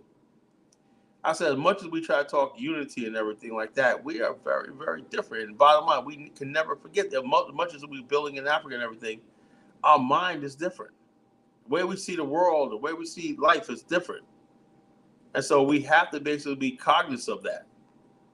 You know, and like I said, when the Queen of England died, every African I knew was crying and bawling, and you know, and I'm saying to myself, what the hell are you talking about? And oh man, the Queen of England, you know, Princess died. I remember years ago, man, my Caribbean brothers, man, they're from Barbados and whatnot, you know, when Princess Diana died, you know, and my boy Jake, man, he's from the Bronx, right? He's like, yo, man, the Princess, I said, the who? Princess died, man. She died, man. The car crash and whatnot, man. She was awesome. I said, are you kidding me? And a lot of our brothers down there from the Caribbean, they love the royal family. I'm like, what the fuck, man? Yo, and that's why I knew there was a difference, right? My brothers, my friends from Bermuda. I'm like, yo, what the hell do you mean Princess died? What the fuck is that? Oh, she's a princess, man. Princess of England. But my Bermuda people Bermuda's been spoiled, man. They got money.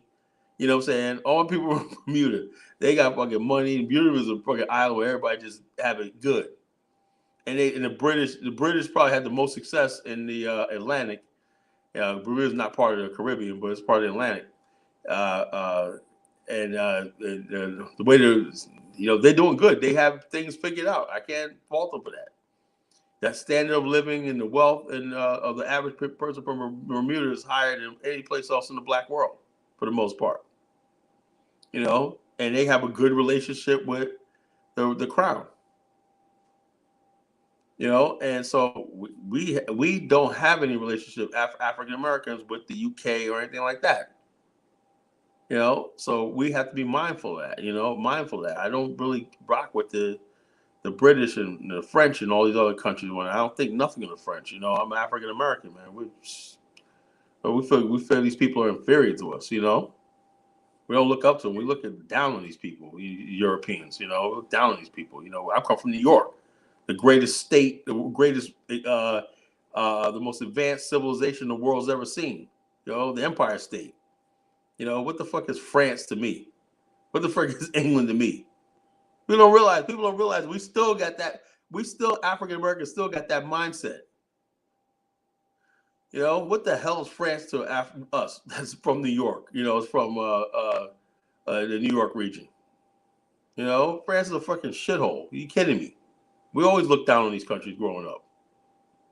You know, we were taught that we were superior because we were in the United States, particularly in New York City. You know, you taught that. You're in New York City, you're from New York. New York people always think they're better than people from New Jersey. You know, think they're better than people from North Carolina. They think they're better than people from Connecticut. You know, that's just being born in New York. You know, so how the hell are we gonna go from that to be like the Queen of England? What the fuck is the Queen of England? Get the fuck out of here. And then the way we're taught history. Fucking the French let the Germans walk right in and take the country without even fighting. You know, we look at that like we black men had to bail the French out in World War I and World War II. You know the history of money, right? And we black men, black men. Absolutely. And so how the hell we come in here and y'all kissing ass to the very people that we had to save their ass? You see what I mean? So when we deal with the African American folks, you know, I'm gonna tell you something about the African American. It's very different. You know, if you less than 1% of the African Americans right now are entering Africa, but more will come. You know, more will come, and the whole dynamics of Africa and the ideology of Pan-Africanism, the Black nationalism, stuff like that, and this whole African American way of Black, well, we're just race consciousness, and stuff like that, is going to transform Africa.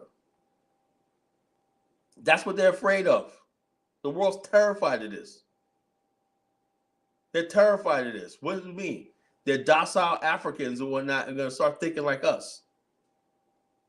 You know, I'm like, French? Are you kidding me? You let these people come here and dictate France? Are you kidding me? Yeah, we call them frogs, you know, frog weaklings. And that's what's running Africa, our mother continent. Lord have mercy. So, yeah, like I said, he said, Kala, regardless as to whether African nationals pick Africa different worldview, many respects that Africa, but we equally should be positioned. Yeah, I agree with that. In theory, that sounds good, but you know, in reality, that doesn't work. That doesn't work. That's why I'm against African Americans using their peerage and power in America to have dual citizenship.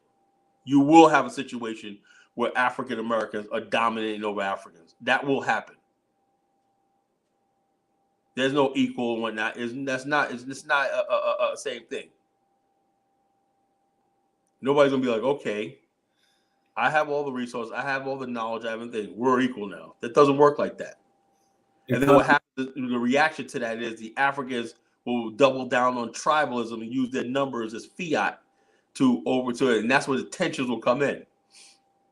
So you have to have a thing where all basic humanity is and brotherhood is respected, you know, under the rule of law. It has under the pain of law. And as like I said, at this present time, right, this idea, oh yeah, we're gonna sit in America and basically and influence. And I don't like the fact. I don't like when Liberians do that. They sit in America on social media, influencing, and Africans do a lot in the UK and everything. They have a detrimental influence on the people on the continent. Some of them mean well, right? But if you're causing friction between different groups and you're trying to cause tribalism, and you're trying like that, right? While you're sitting in the comfort of Europe on your laptop in some apartment flat, while you're basically instigating your tribal beefs and everything back home and everything, and you are insulated from the consequences, that has to stop. That has to stop. So we're basically talking about this tonight. Black African infrastructure, okay? We all have to be on the same page. You know, we have to be on the same page. You know, right now we don't have it. You know, let's be honest with ourselves. Let's be honest. First thing is be honest, okay? Africa experiences $100 billion a year worth of capital flight out of the continent because basic things like logistics, supply chains, everything is controlled by everybody but us. You know? So we don't have that, you know, and we have to change that the trajectory. We have to delay gratification, right? And I know it sounds good. Like I said, I talked to some of my partners in Africa, right? And I said, look, man, you gotta stop sounding desperate, man. You know, you can't, I'm not trying to clown on people, man, but you know, my brothers and sisters in Africa, but it's like, damn, man, when Europeans can hear the desperation in your voice in the phone, you know. And you was like, this, dude, man. Let me tell you something. Black America has literally shrinking. But mine's laughing, man. Yeah, tell them I keep on linking them to join, so you can talk with you. Wait, this guy Baruti, but why do the people He put has a here? lot of he has a lot of questions and He has a lot of and questions. Why don't you come in and have a conversation? You know, if people in New York could believe they are better than others, that's big. Look, the bottom line, I'm not saying that, man. There's people, look, let me tell you, even in Black America, right? There's some Black people, right, who don't like other Black people, right? They like, the stuff, that, Bomani, right? When I was serious. growing up, right, I grew up in a suburb called Scottsdale, upstate New York, right? It's mixed race, whatever like that, predominantly white, right? There was Black kids, right, who lived in this other area called Arcadia. That was another suburb, right? It was mostly Black, but it was like a really upscale. These are all, we call them buffies and whatnot. Their parents were all white collar people and everything. Our parents knew each other, right? Because the Black people stuck together, right? In the NAACP, the King's Lodge, and stuff like that. All the Black kids knew each other. We all knew each other. But some of the girls that from Arcadia wouldn't date some of the other guys from the project, stuff like that, because, she's high and mighty and whatnot. We always had this thing, but we're still one people, though. People didn't stop becoming Black or going to the King's Lodge and everything like that, or Black thing, because you were in a Black world. But there were just some Black people who were they got privilege and they thought they were better and stuff like that, And some people say, look, I remember when I was growing up, right? We were sort of, even though our neighborhood was just as nice as Arcadia, right, like that, but me and my friends, our family was blue collar, right? The Black kids from Arcadia and stuff like that, they were all white collar and stuff like that. But we were saying, we went to the skating rink, there was really no difference, right? But there was always this, oh yeah, you're blue collar, I'm white collar and everything like that, right? Then the kids from like the projects, we used to hang with them too, right? We're all Black kids, Puerto Rican kids, whatever like that. But I didn't know until later how much they envied us in Scottsdale, right? I thought everybody wanted to be like the Black kids in Arcadia, right? They said they envied us because we were in reach of them. We had nice houses and everything like that, in-ground pools, all that. We were in reach of them. And all of our friends that grew up and say they live now as adults, right? Yo, man, I live in Scottsdale now. Yeah, but I'm like, yo, look, I grew up there, right? You're living in now as an adult, right? I grew up there as a kid. They still resent that shit. That I had a childhood in this nice, beautiful suburb called Scottsdale, And so, man, say, okay, good. A lot of my boys, they moved to the city. They moved out the west, whatever like that, but we still talk about that, And I grew up in a place called the Four Courts, the four neighborhoods, blocks, 4 blocks. We call it 4 Courts, It was like a Facebook group and whatnot. We still see people that we grew up with. And I say, I remember that picture. I had my picture of my old Camaro up there. I say, oh yeah, I remember your Camaro and whatnot, But that's what it was. That working class thing, blue collar thing. Your daddy's blue collar. Your daddy works part time, but he don't make enough at his first job, whatnot. Your mama works. Oh my God, your dad can't take care of your mom. That's the shit we grew up with. The kids, the white kids, the Black kids from Arcadia and stuff like that. Their parents giving them Porsches for their 16th birthday. We got to work for ours, But we still got nice families though, But we got to work summer we're 16. These kids taking trips overseas. I used to have friends of mine that are white, or they're Jewish, whatever like that. Parents buying them Corvettes and whatnot, send them to Italy for the summer vacation, shit like that. It's the bottom line is always going to be people upper ability. Let me tell you something. The reason why is because their grandfather probably made wise investments and decisions, right?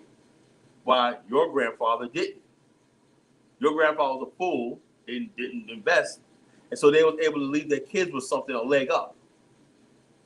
So with the communists, what they do is they come in after basically the losers, the people who've been taking L's, acting like fools for generations, will say, I'm oppressed. No, you're just disorganized and foolish. Those other people who did everything right, the communist comes in and says, you're oppressing these people. And they'll take the land from the people who've been working it, doing everything, and they'll take it from them, right? Pay them a little pittance, right? And elevate the people who basically who squandered their opportunities and everything, and put them in power. We have to watch out for that. okay? Because not only can that happen, it will happen. It happened in Liberia. It happened in Chile. It happened in Argentina. It happened all these places. It happened in Cuba. Oh, you're the oppressed people. Let's rise up because these other people, or whatever like that, a generation from now, or when Jihadzi and all these other communities are thriving, right? We built the infrastructure and everything. But Monty's son's going to be sitting on a fortune. He's going to be like a prince. He owns everything. And people are going to look up and say, that's unfair. You know what I'm saying? Why does he have a leg up? Because his father put the work in. This brother Bomani works 24 hours a day, 7 days a week to make sure his son has something. And we believe in hard work and passing down our posterity and stuff like that. And we have to have a society that protects that. It's not enough to have a society that tells you come in and if you got your beggar bowl out, we're gonna pull it in like that. No, we have a society that'll tell you, where's your hard hat? Where's your hammer? What are you gonna do to contribute to this society we want to build? That's not what you can do for the African. That's not what the Africans do for you, but what you can do to help out and build this thing. We have too many people with their hand out. Too many people expect free stuff. Too many people that are entitled. I saw a video about the second richest black man in America. This guy's a real devout Christian guy. He's worth like $6 billion. He's only Robert Smith is richer than him, right? Just go to TikTok, right, and look at the comments. How many schools did he build? He blah, blah, blah, blah, blah. And I'm like, this dude did everything right. He gives money away and everything like that. But we should have hospitals. What you want is a nation. What you want is all this stuff, schools, hospitals. What is he doing about the homeless people in Black America? What? So we're crabs in a barrel. And the crabs in a barrel mentality stops here. It stops now. Nobody owes you anything. Nobody owes you anything. He doesn't owe you anything. Deion Sanders don't owe you anything. I'm sick of this idea that somebody owes you something. Right away, you start building. How am I going to benefit? You don't personally benefit. You don't see the grand vision. You can't come in and contribute and build and say, Kala, Bomani, how can I get part of this great movement you guys are doing? I like what I see. This is where I can get in, where I can fit in. Give me a role. Give me a job. Give me a title. Give me something. You don't want to do that because your heart is so hardened. You want to humble yourself. Who think this Kyle think he is and whatnot. I'm here for a reason. Rock on, Kala, rock on. Let me put two things up, and if you want to just, this guy's obviously don't want to talk with you. All right, Baruti, I wish you would come on, man. I know why people, what they're afraid of, right? You don't have to show your face. Jeez, the U.S. African Leadership Summit. Oh, yeah, that's a joke. That's a freaking joke. They had George Weah up there, right? And what gets me is I talked about this, right? I set this around Facebook. They basically had it at the African American Historical Museum, right? So basically, they're saying, yeah, and the guy that was hosting saying, the Senegalese Americans came here and whatnot. So in other words, these people that came here as slaves were not African Americans anymore. They were Senegalese Americans, So you want to make the Senegalese feel good. You take that African American culture and heritage away from them, right? And focus on the fact that they came from a religion similar like that the slave descendants and the African American. So in other words, African Americans don't exist anymore, according to this. I don't like that. Because what they want to do is and they got dumb sellout African American race traders, right? Who go along with this nonsense. Oh, I'm a Yoruba now. I'm a Igbo man now. I trace my no. You're African American. That's a powerful a geopolitical identity that could challenge the United States and world power. Challenge the United States for world power, for dominance in Africa. Yeah, I'm African American. What are you gonna do about it? I'm the descendants of African American slaves. You're not gonna basically try to freaking erase my freaking identity. Let you pick apart my identity. And Africans are not gonna get a free ride on the ancestors of my that built this country and whatnot. You know, So you owe us now. No, it's going to be something where they'll start giving Ghanaians and Senegalese reparations for all the African their descendants that lost in the rice field. You know, next thing you know, they'll be getting all the reparations and you ain't getting shit. You know, it's because African Americans have been punked for so long. And this is the bottom line is this, man. Don't let anybody punk you in the name of Pan-Africanism, man. Like, you ain't a chump. We're not Pan-African chumps.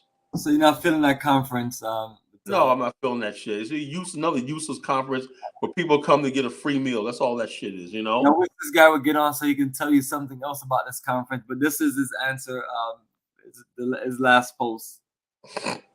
I heard, listen, you know, that's what your combo back where you were probably not productive based on your temperament. Were you hostile views of other? I'm not hostile. I'm not. Who says I'm hostile? I'm just telling you the truth. You know, the truth hurts a lot of people. What am I supposed to do? Get up here and praise a conference that do nothing? Why, if at the same time they're having a conference, why is Ghana begging to slave itself with another $3 billion loan from the IMF? The United States has no good intentions. It's a USA Africa Leadership Conference, right? Is Kala Genesis invited there? No.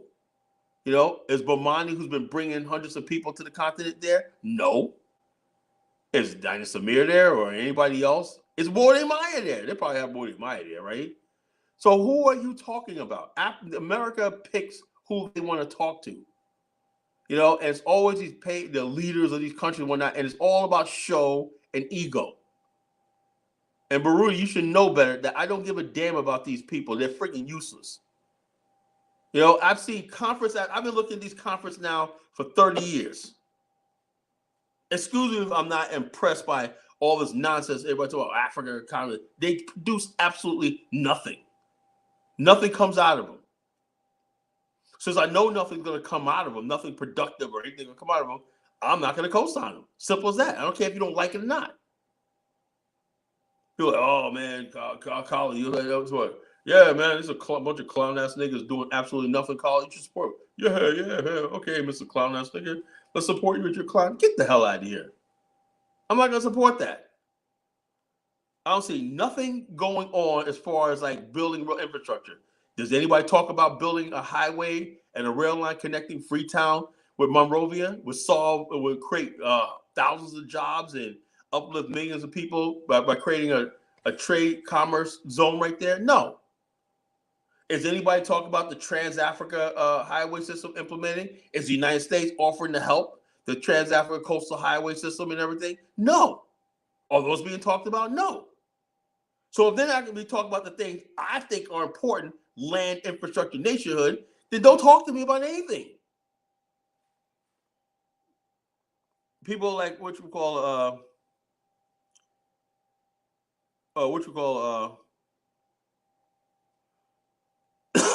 yeah, African Americans are showing window dressing. You know, they don't care about us. No, the Africans have learned really well from the white man in America that you don't have to basically respect African Americans. You don't have to do it. We're nothing. You know, we're nothing. We don't have any political power. We have nothing. But one thing we do have, right? We do control a lot of cities, municipalities in America. We do control pension boards and stuff like that. That these countries that get loans, stuff that rely on and everything. You know, we control a lot of stuff in America on a local and a regional level. But the bottom line is this: the black community is now a gynocracy. We don't think like that. You know, there's nobody making geopolitical moves. All people will talk about is Michelle Obama, Barack Obama, and all this kind of stupid stuff. You know.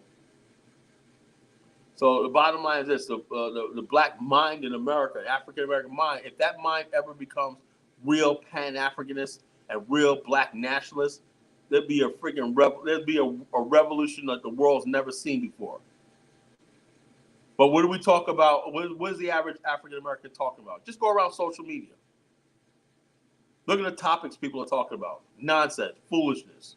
Grown-ass people in their 30s, 40s, and 50s talking foolishness all day and every day on social media. Even the prince of Oh Pan yeah. The princess of Pan Africanism makes a fool out of himself on fucking the Breakfast Club the other day. So I'm just saying that it's even from people who call themselves Pan Africanists to just people just just foolishness everywhere, brother. But The bottom line, we're gonna I'm have to happy start that taking people. We're gonna have to start revoking people's Pan African passes. That's what I'm we're. happy that we stick to our subject of Pan Africanism and our nationhood. This is where Not like saying I that said, you and we I have. don't have to talk about other things like We few talk weeks about ago stuff like that, but the bottom line is this: we the were making stuff we talk about on this panel, and also you can get on this panel and add to the conversation. You know, you got somebody adding to the conversation. Here you go. How you doing? Listen, Up, we're gonna have to revoke the Pan African pass. Yeah, we have to start revoking. I'm sorry, revoking some people's Pan African credentials. Big up, panel. So what you're saying? There's no more prince of Pan Africanism? Yeah, man. Well, again, Kala, you and I are the kings of Pan Africanism. Yeah, we're the kings. Okay, yes, yeah. You both are keeping it strong. You both are doing good work. So how? Here's the big question. Because I like the way the things that you're discussing bring up the issue really, because I think we all know that the solution is the organization of a global Black or African or whatever entity that can wield power by putting sanctions, strategically administering sanctions. So if you have a global African or global Black entity with a central think tank, that central think tank can take in news and process news and information from all aspects, all parts of the world, and then decide strategically where to implement sanctions to best improve the lives of Black people classified as Black and African around the world. It's the best way, it's the only way in which to effectively counter the power of the white supremacist hegemony. Is there anybody who would disagree with what I'm just saying there? I agree with you, but the whole thing is I would say that we need these municipalities in Africa, right? Strong Pan-African municipalities, right? Because when you have these municipalities, right, people don't realize something, right? People don't realize, look at Rome. Rome started off as a tiny city-state, right? And being organized, when you have a area, right, and people living there doing commerce and everything, it creates a aura, like a force field of politics, right? And influence and everything, right? What we don't have is those cities in Africa that are Pan-Africans. Patrice Lumumba talked about that. He said all the decisions that could govern Africa are made in the West. They write the story, they write the narrative, everything, right? We have not built those Pan-African cities in Africa. Every African city is in turmoil, Right. They keep down, but we have to have those Pan. That's why the Afrikstan is so important. Okay. Okay, hold that point there. Right. So I understand you're looking at it from organization of an entity, of an order within Africa, and then from there spreading it out to eventually a global entity, a global power. Would you consider? What do you think of the idea? This is my position. I believe that the actual hub is actually going to be from the diaspora. I understand what your angle is, that if you get one African state to be a good model for other African states to follow, and then spread out from there, like Rome, as you beautifully illustrated. Right. Yeah. Okay, I understand that model. Very good model. I'm suggesting that the model to be used in this situation, the solution, the model is actually something similar to the model that was used for the Jewish people to get the British people and the American people to secure Israel for them. So let's show the contrast between your position and my position. Your position is land-based, build from land, build from a position, and then upwards. My position is not land-based. My position is organizational based, and then through that organization, you then secure the land. So let me illustrate that. So, for example, the concept of the Jewish people, whatever they are, whoever it is, they're understood to be a diaspora, right? They away from their so-called land. Okay, so what they did, they organized themselves to the extent that they could have a representative of the so-called people, a construct, speak to a state. So they spoke to the British state. And the Balfour Declaration is a very clever move. Watch the language. Basically, they got the British state to recognize and accept that the British state believes that the Jewish people should have a homeland. What's the language? They go. So this organization without a land, they're just a diaspora, a representative of the Jewish diaspora approaches the British government, the state, and says, "Do you view with favor the establishment of a homeland for the Jews?" That's all. We're not asking you to help us. We're not asking you to fight for us. All we want to know that, do you, as a British state, as an entity, view with favor the establishment of a homeland for the Jewish people? And the British state replied, "Yes, we do." Right.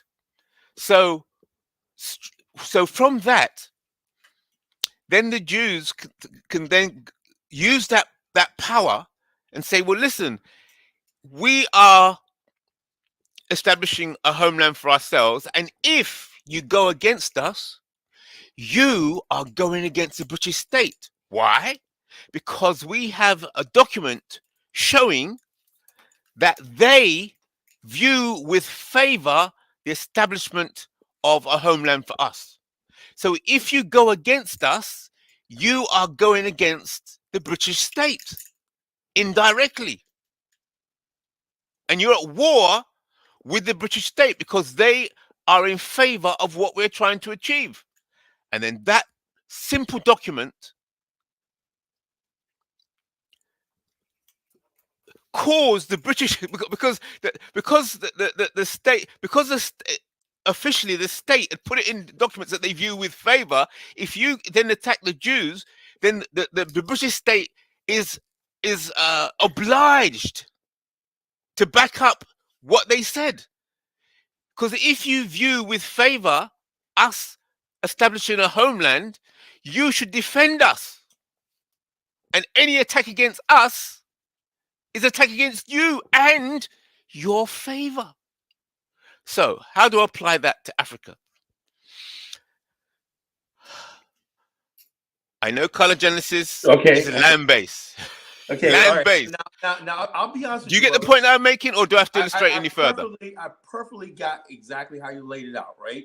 Oh, okay, good. There's a lot of similarities in what I'm talking about, but some differences, right? Now, organizational base has a problem, right? We at the Black African Infrastructure have been advocating for that organizational base, right? Here's the problem right now. That was prior to a thing called social media, okay? the Balfour Declaration, everything like that. Now, what the problem is, right? You have people have blurred the line between. People don't know what are they fighting for. They're fighting for integration, acceptance, LGBTQ, all the stuff like that, social justice, all that, right? Or do they want an Afrikstan, Africa? That's why we created the idea of an Afrikstan, the state, right? To solve all the problems, or reparations, everything. Right now, what you have is people all over the place. I want reparations. I want this. Right? I want this. They basically flooding the talking points, right? Yeah, So yeah. the idea of an Confusion. Afrikstan is getting pushed out to the side. This is why we Good. fight for so hard, right? Correct. So Correct. therefore, that right there is the reason why we can't do it like that. Because as soon as it happens, right? Because they got these powerful media entities, right? Well, we have the leading prince of Pan-Africanism up here right now, Umar Johnson. Let's see what he has to say. Do you think Umar Johnson's gonna say, we want a land infrastructure nationhood? Of course not. He's not going to say that, right? He's going to say the same thing. Black boys need to do this. White supremacy. Yeah, I know. Ducking and jiving and minstrel, his same Negro minstrel act, everything that they all do, right?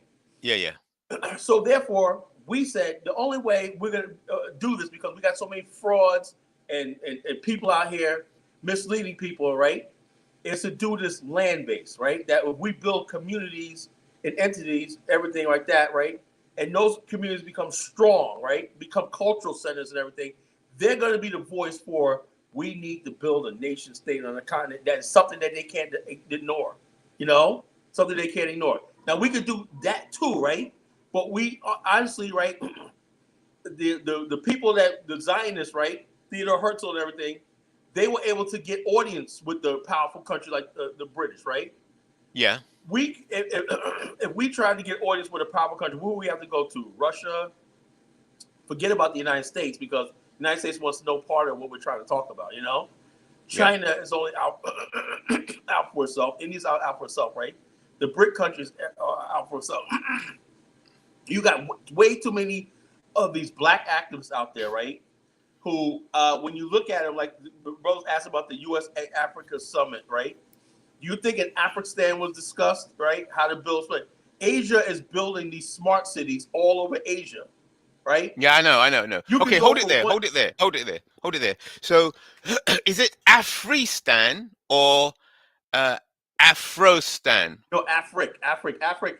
We say Afrik, that means the African slave descendants. African. We would say African. Okay. We say Afrik. Stan means stand, like Pakistan, Afghanistan. Yeah. Okay. It's where we stand. Okay.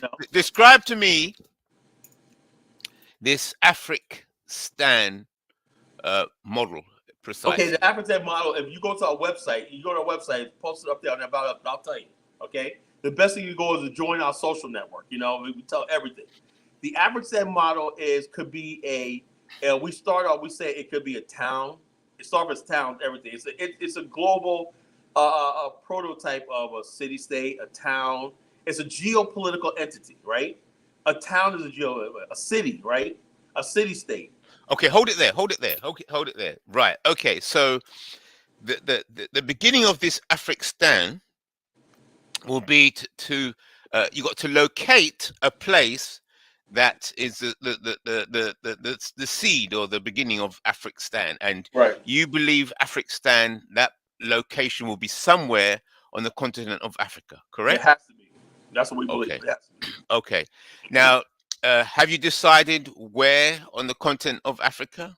Well, we have, I'll be honest with you, right? I have so many people on the continent saying, man, you should build it in Angola. You should build it in Zambia. Some people say it's the Congo. We got plenty of territory. But what I want to do, even though I know there's plenty of land, I have looked like that, it does not mean it's going to be a sovereign state, right? Because the Afrikstan can act as a state within a state, as a geopolitical state.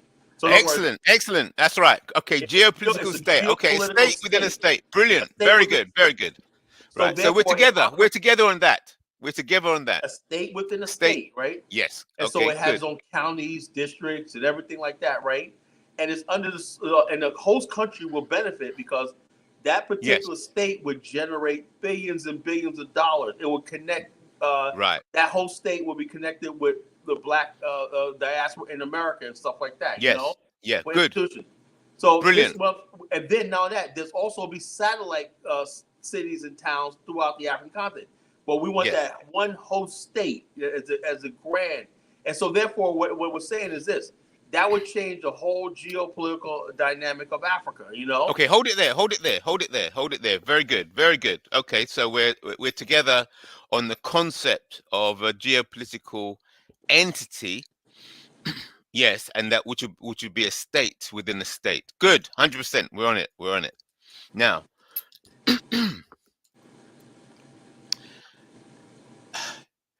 why did you choose the title Afrikstan? Because it's like a placeholder, right? That won't be. That's like it's a definition, right? Right. Okay. It's not the name of the area. It's like you say, what is it's the name of the project. It's the name of the project in Afrikstan. You know. Yeah. Okay. Hold it. All right. Got it. I got it. It's a prototype. Yeah. I got it. Okay. Yeah. So the Afrikstan, you're trying to basically trying to, in one title, you're trying to show that it's a state within a state. Okay. Now,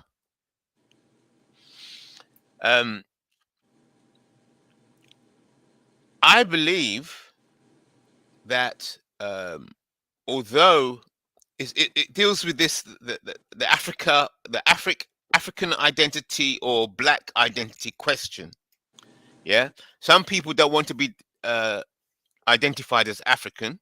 Some of the African diaspora don't want to be identified as African, and it's hard work to sell them African identity, even though they recognize that their original people come from Africa, but they don't want to be identified with Africa because African identity is perceived as being the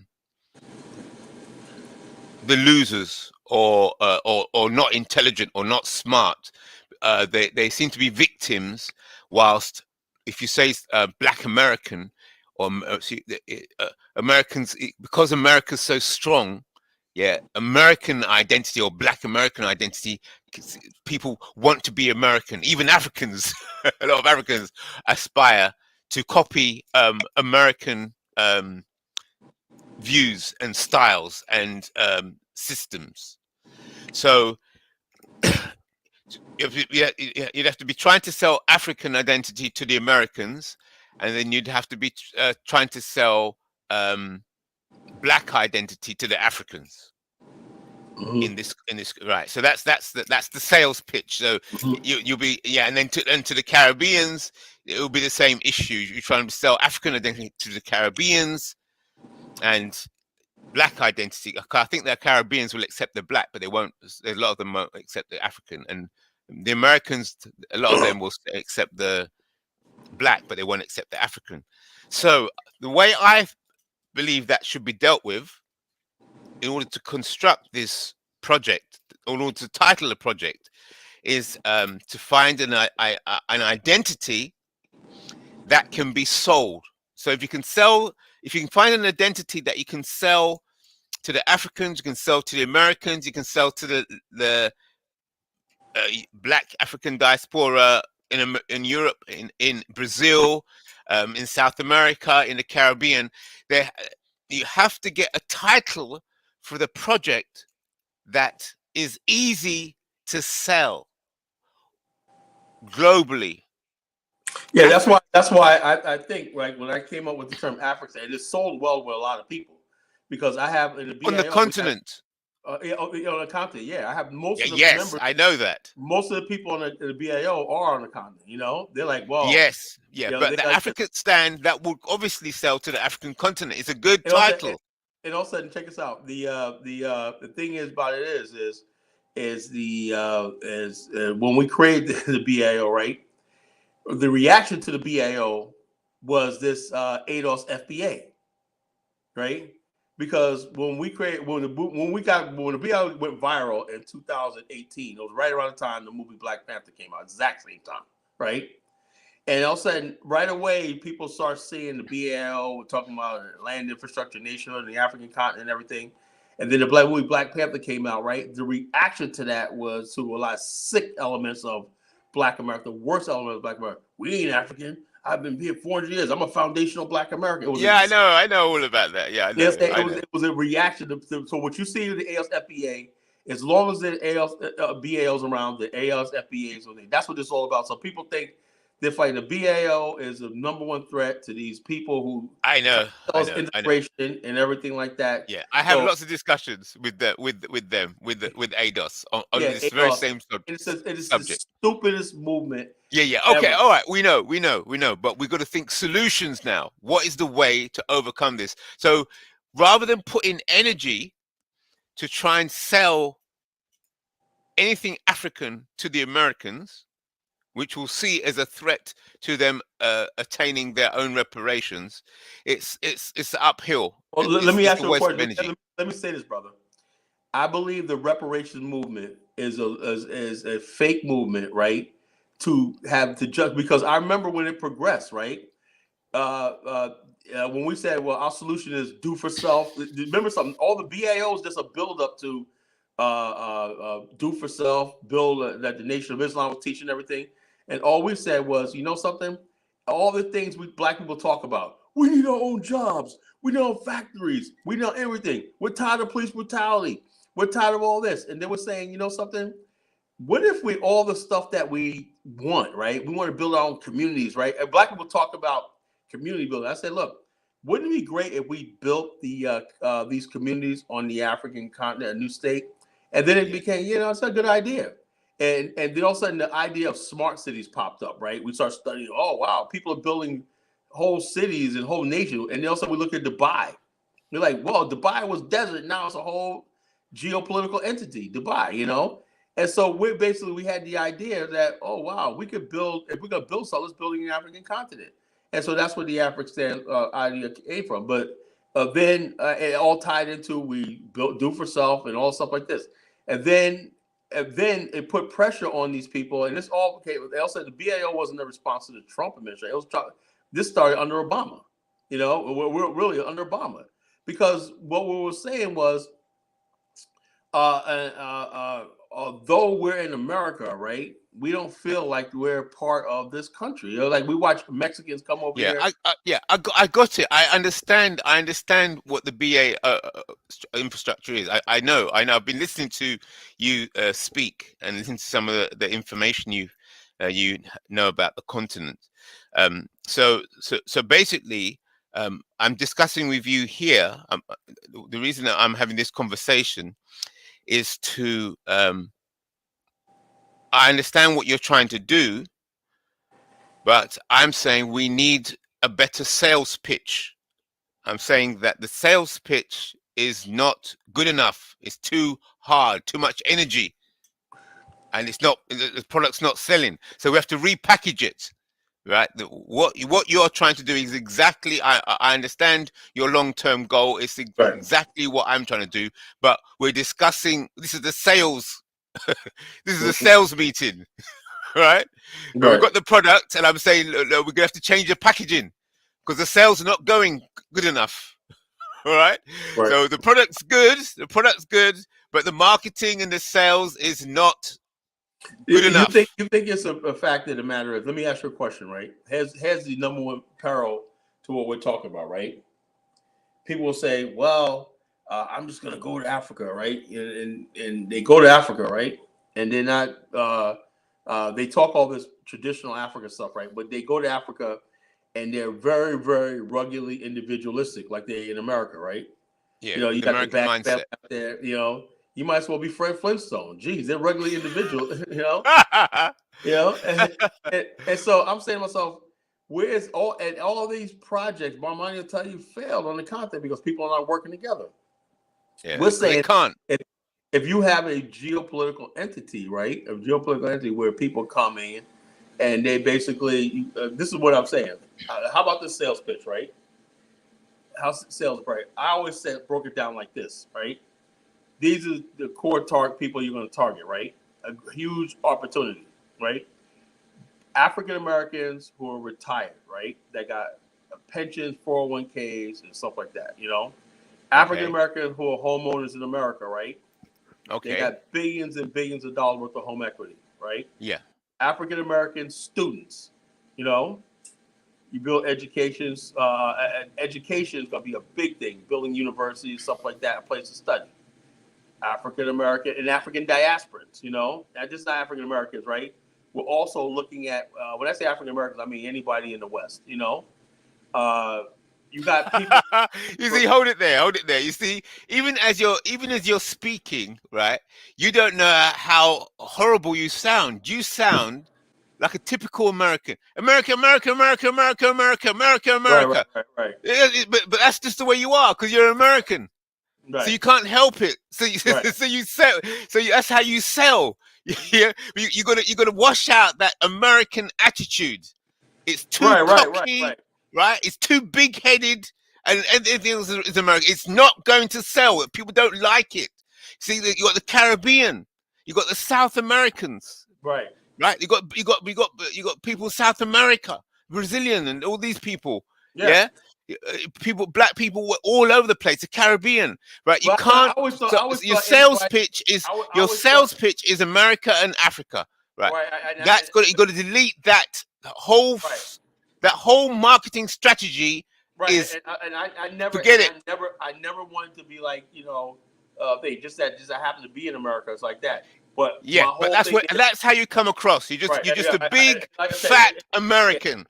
Big, fat, rich American loudmouth. That's how it is. Bigger than everybody else. Because you got more money than else. You got more bombs than anybody else. You got more soldiers than anybody else. You got more power. And plus, the whole world's on the American dollar. All right. So you're talking like an American. The last thing I ever wanted to do was sound like an American. I know. That's obvious. That's why we're having this conversation. I know that. Otherwise I wouldn't be talking to you. Right. So that's why we have to re-pitch the marketing strategy to include your angle because it is solid. Your pitch is good, but it's only an aspect. It's not broad enough. Yes. Yeah. Yeah. So we have to think of a new marketing strategy, a new sales strategy, because you would know how to. Well, you have a bit of a clash there, but you can sell the America to the Africans and they'll buy.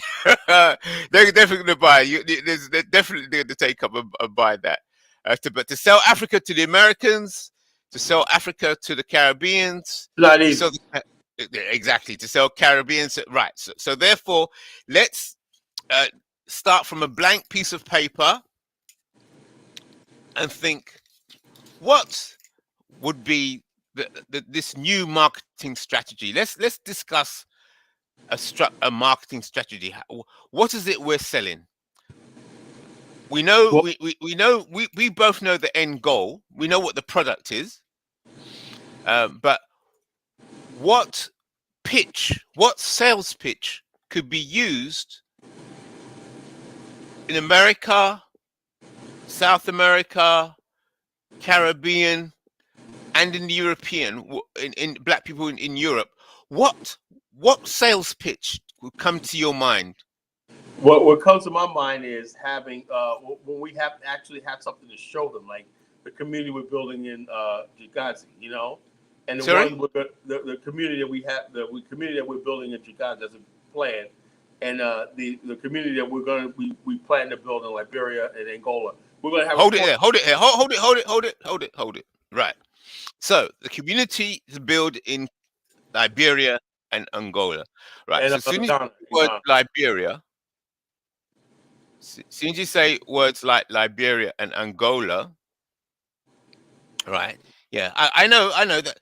What it is, you're selling investment in the African mainland. Right. That's your sales pitch, correct? All right. Mm-hmm. Right. So your sales team will be going to Africa, going to America, and selling land. No. We're building communities. People could buy houses. Yeah. But hold it. I know. But how it's going to come across, right?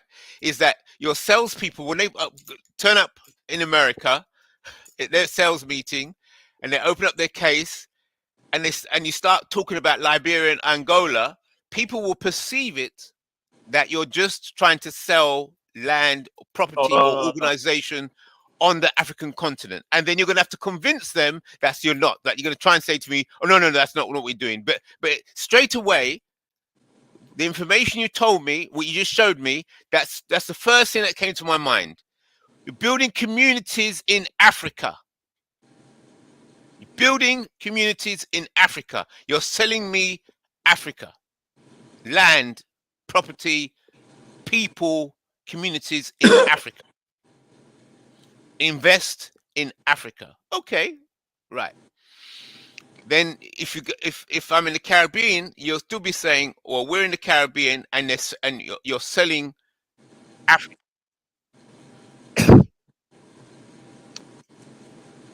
I'm saying that the marketing strategy, it should not be selling Africa. Well, I'll say that's the difference. Hold it. Look, alternative. Let's have some alternative. Listen to some alternative views. Let me clarify. How to sell Africa. Look, you can sell Africa without selling it directly, like saying, "Oh, buy a car." But hold up. If you look at the BAIO Global Pipeline, we never said we sold Africa. We're talking about building what we call a global pipeline. It's building a global pipeline, right? What is hold it there. Global. So I'm listening to all the language you're using, right? Because it's a sales pitch. Global pipeline. Right. So global pipeline to Afrikstan. Right, and also the Afrikstan, not one particular place, right? No. Afrikstan is one particular place. It's several. No. I know. But when you're in the sales pitch, when you give the title Afrikstan and you start trying to, it comes across like you're selling something in Africa. Right. That's point of sale. I'm telling you how it comes across. See, if you have to try and explain anything, right, you're losing energy. You're losing it. It has to be in the first pitch. It shouldn't. My mind should not be taken in the wrong direction, so that you have to explain it, because you've wasted time and you've wasted energy. If in the first pitch, pipelines to Afrikstan. You have to let me explain. You're going off on tangent. Yeah, I know, but the explanation, I'm saying, that's the point I'm making. There's too much explanation. Hold up. You have to let me explain what we're talking about, bro. No, you're missing the point. It's not that I don't understand what you're talking about. I'm talking about the pitch. No, I'm saying the pitch. It's It's like this. It's too much talking. Hold on. The pitch is this, right? You go to our website. You go to our website. Everything is there in black and white. I'm listening. No. I'm listening to you. You are the salesman. I haven't gone to your website yet. I'm talking to you. I never said one time tell anybody I've never taken anyone. You sell something, I have to gain something. I have never sold anybody any land. You're missing the point. So how can I'm not saying that you have. I'm not saying that you have said you sold it. How can I be selling something? I haven't sold anything. What are you selling? The BAO is an ideology, right? When people adopt this ideology, right, and they say, you know something, land infrastructure, nationhood is an idea. People say, look, they want to go to the continent. They want to build with Africa. All we're saying is build what should have been there in the first time. Let me ask you a question, right? Right now, there's almost no trade between the Black Africa and the United States. Oh, for Christ's sake. Look, let's cut out the whinging. Cut out the whinging. Don't tell me that there's no that this is wrong. I'm not interested in problems. I'm talking solutions. No. I'm saying the bottom line is this. there's no trade between Africa and the United States. So what? Huh? I know that. And the bottom line is this: you have to have trade and stuff like that. This is what we're That's doing. obvious, isn't it? All right, It's obvious. That's what we're talking about. That's what the global. Yeah, but what are you telling me that for? Why are you telling me that? Not, yo, bro, it's not. Calm down, bro. It's not only about just building in Africa. It's a trade, a pipeline. It's relationships. It's everything. Yes. So let's talk about how we sell this everything. Right. I'm not selling. What do you mean selling? I'm not trying to sell anybody anything. Okay, so you're trying to convince people about this new ideology, well, correct? I'm not trying to convince anyone. I'm saying the people who wanted to come and build this, they can. Anybody who don't agree, hey, that's fine too. You know, I have no problem with people who say, you know something, I don't give a damn about Africa. I don't give a damn about you, Kala. Right, and I'm like, oh, fine. We can be friends and everything like that. That's fine. So what are you doing then? Huh? What are you doing? You're not selling anything. Bottom line, if you go to our website. No, forget the website. I'm talking to you. Forget the website. I'm not interested. Okay, I want to hear what you have to say. Right now, me personally, right? I have chapters in each country, right? And we do a whole lot of stuff on the ground. We got business, we got investments, we got farming, we got everything. Individual members are doing farming and some of everything, you know? Right. And they're doing it in Liberia. We got people in okay, so what's the point you're making? What is the point you're making? We're trying. This is a whole entire movement. You said that word "try." This is a whole entire movement, right? The end game is we want an Afrikstan, but in the meantime, we're building relationships and all this stuff like this on the ground. Right. So building relationships, how? Well, go to our social network and you can find that out, brother. No, I'm talking to you. How are you building? Bro, you join our social network, right? Read some of the blogs, and connect with the people, and you'll see exactly what we're doing. Right? There's the About Us section. People will take time, read the About Us section, and basically understand what we're talking about, what we're doing. Okay, I'll tell you what. I'm going to go there right now and watch this. Right, so what should I type in here? I'm going to type. Tell me what to type in. The website link is right there. Right, website right there, bro. Right on your screen. I can't see. It's coming up too small. Put the link. Put the link in the chat. Put the link in the chat. Watch this. Yeah, it's this big bold red. Put the link in the chat. Put the link in the chat. I'll click. I'm gonna put the link in the chat. I'm gonna click. I'm gonna click on the link. Put the link on the chat to this website.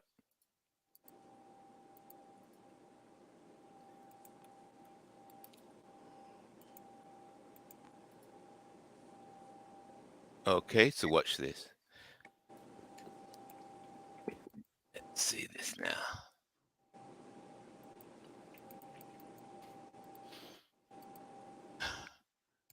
All discussions about us. Right, here's the link right there. Yeah, I clicked it.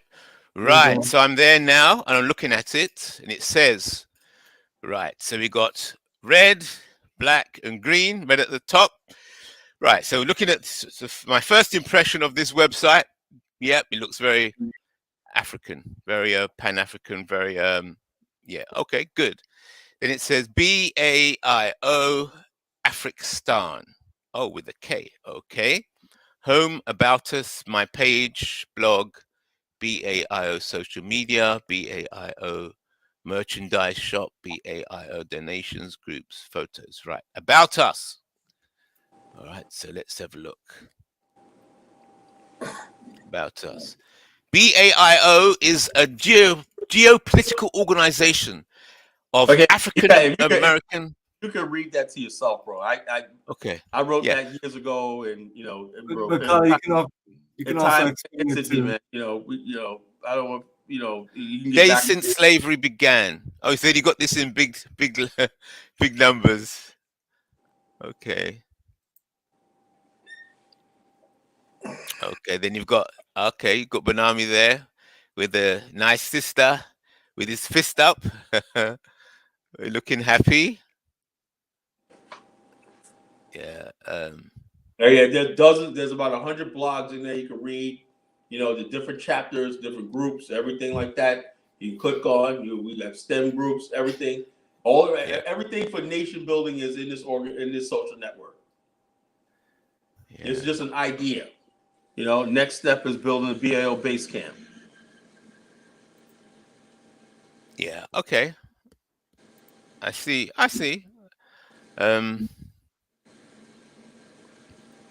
And you're happy with this, yeah? This is going successfully. Yeah. And you're happy. Successful. You're happy with the rate of progress. I'm happy. This is very successful. We've been around for a long time, and we're spreading throughout the world. Okay. All right. Well, Mr. Rosenthal was on a couple of weeks ago. That's a BIL member.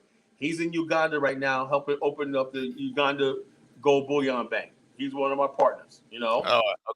So I got partners on the ground doing major stuff and everything. Okay. And everything like that. So So okay. Well, if it's just that when I often come to this channel and listen to you're all speaking, it sounds like you want to improve, or you as if you're no. That's Bomani is basically doing tours, investments, everything. He basically is like that. What I'm doing is Bomani. Yeah, I know Bomani's doing tours. Yeah, I know. I understand. And he's building a community, selling land and plots of land, stuff like that. Right.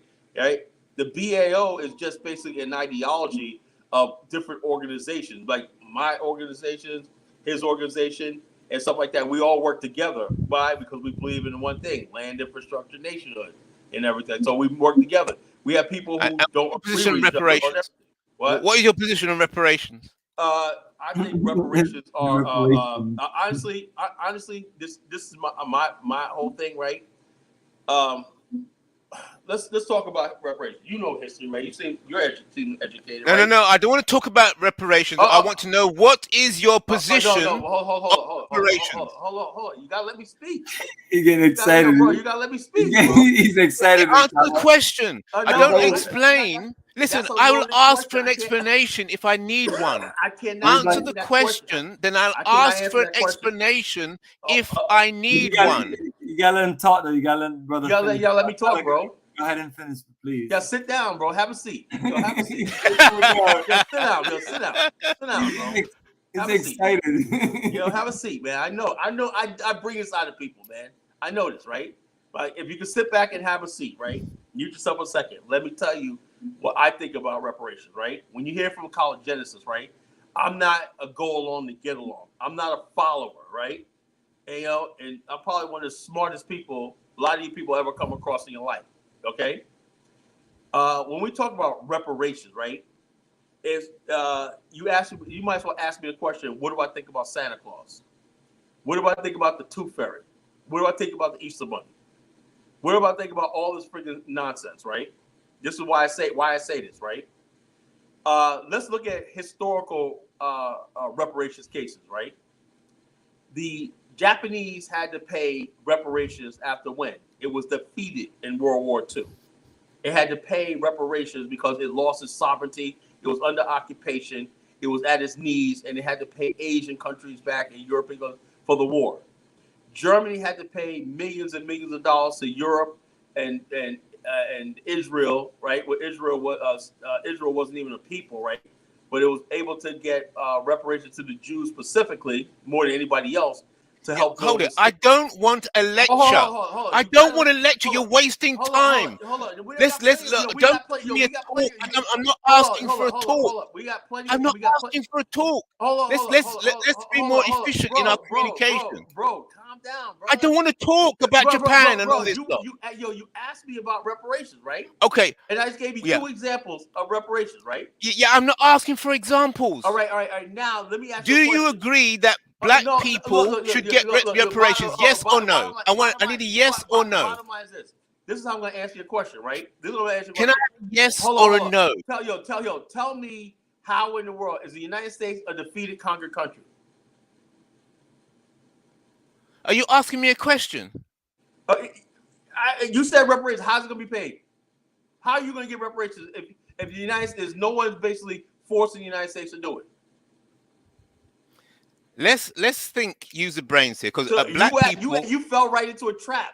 bro. You trying to trap me? You are slow Yeah, down, you fell slow right down. into You a saying that trap. I'm slow? I'm going fast. Slow down. No, Let's watch this. check Let's You fell right improve into a trap, man. communications. You gotta understand who you're debating, Let's bro. improve communications.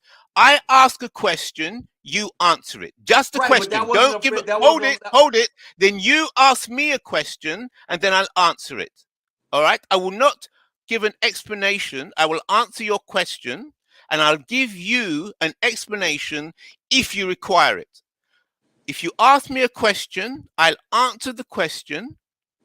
And then if you don't understand the answer and you want an explanation, I will give it to you. Okay, this is intelligent communication. So, first of all, I'm going to ask you a question. Give me a short answer. If I don't understand the answer, I will ask you for an explanation or to expound. Okay, go ahead. Right. So here's the first question. I'll try and make the question so that's a yes or no, and then I'll ask you for an explanation if I don't understand your position. So, do you believe that Africa and African diaspora, or black people in the black people diaspora, deserve reparations? Yes or no? Of course, yes. Okay, good. Very That's good. a given. Very good. Okay. Okay. Do you have a question? Okay. Do you believe that I didn't get that big wheel for Christmas on my 7th birthday? Do you think Santa Claus should bring me a big wheel this Christmas? Yes, if Santa Claus exists. That's exactly the same thing in the reparations argument. So I think that's done. We're done with that. I beg to disagree. This is why I started the debate by showing you examples of reparations. How we're not in the same position.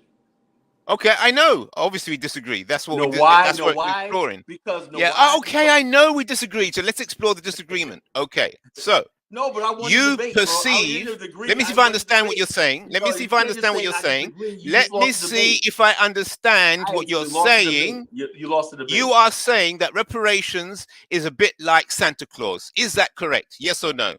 In our situation, because we've been taking L for 400 years and we have no military, no means to get it. Yes.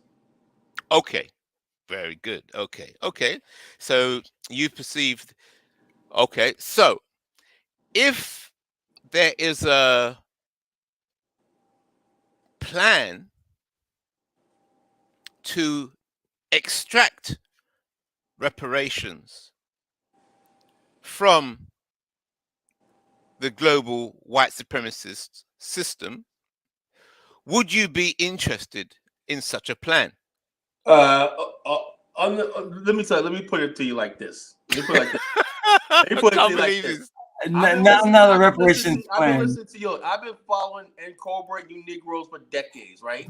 And you Negroes ain't got you guys ain't got a friggin' Listen to his talking. Bomani, look. Bomani, you're a businessman, but I'm talking to Bomani now. Bomani, I can't communicate with this guy. He can't. He's not capable of communication. I don't know how he could sell anything. Well, he's trying to say basically that he's sick and tired. He talks too much. He talks too much. He's like an American bomber, like one of the strategic long-range bombers. It's not quantity, it's precision, precise. Negroes ain't got a precise nothing, man. Well, what he's trying to say directly is that he's tired of hearing all about these reparation plan that does amount to nothing. So if you got a good one, please share it. Yeah, please share it. What is your plan, Ice, for reparations, man? Okay. In your bundle hut and whatnot, you know, radical police and whatnot, you know, you gonna okay. Watch this. You're gonna come up with a new poster. That's what it is. You're gonna come up with a new poster. You're gonna come up with a new hat. You're gonna come up with a new hat. Right. Okay. Now, here we go. Okay, and you as well, Banami. So, yo, like I said, Ice. Let me say something, bro. I have a PhD in Negroology. You know. Okay, fantastic. So watch this. I know you Negro Watch as this. well. Watch this. Okay, so watch this. Now, You're we're going to lying. use your language for your project. Okay. So, I would like to understand, for us to explore the relationship between Afrikstan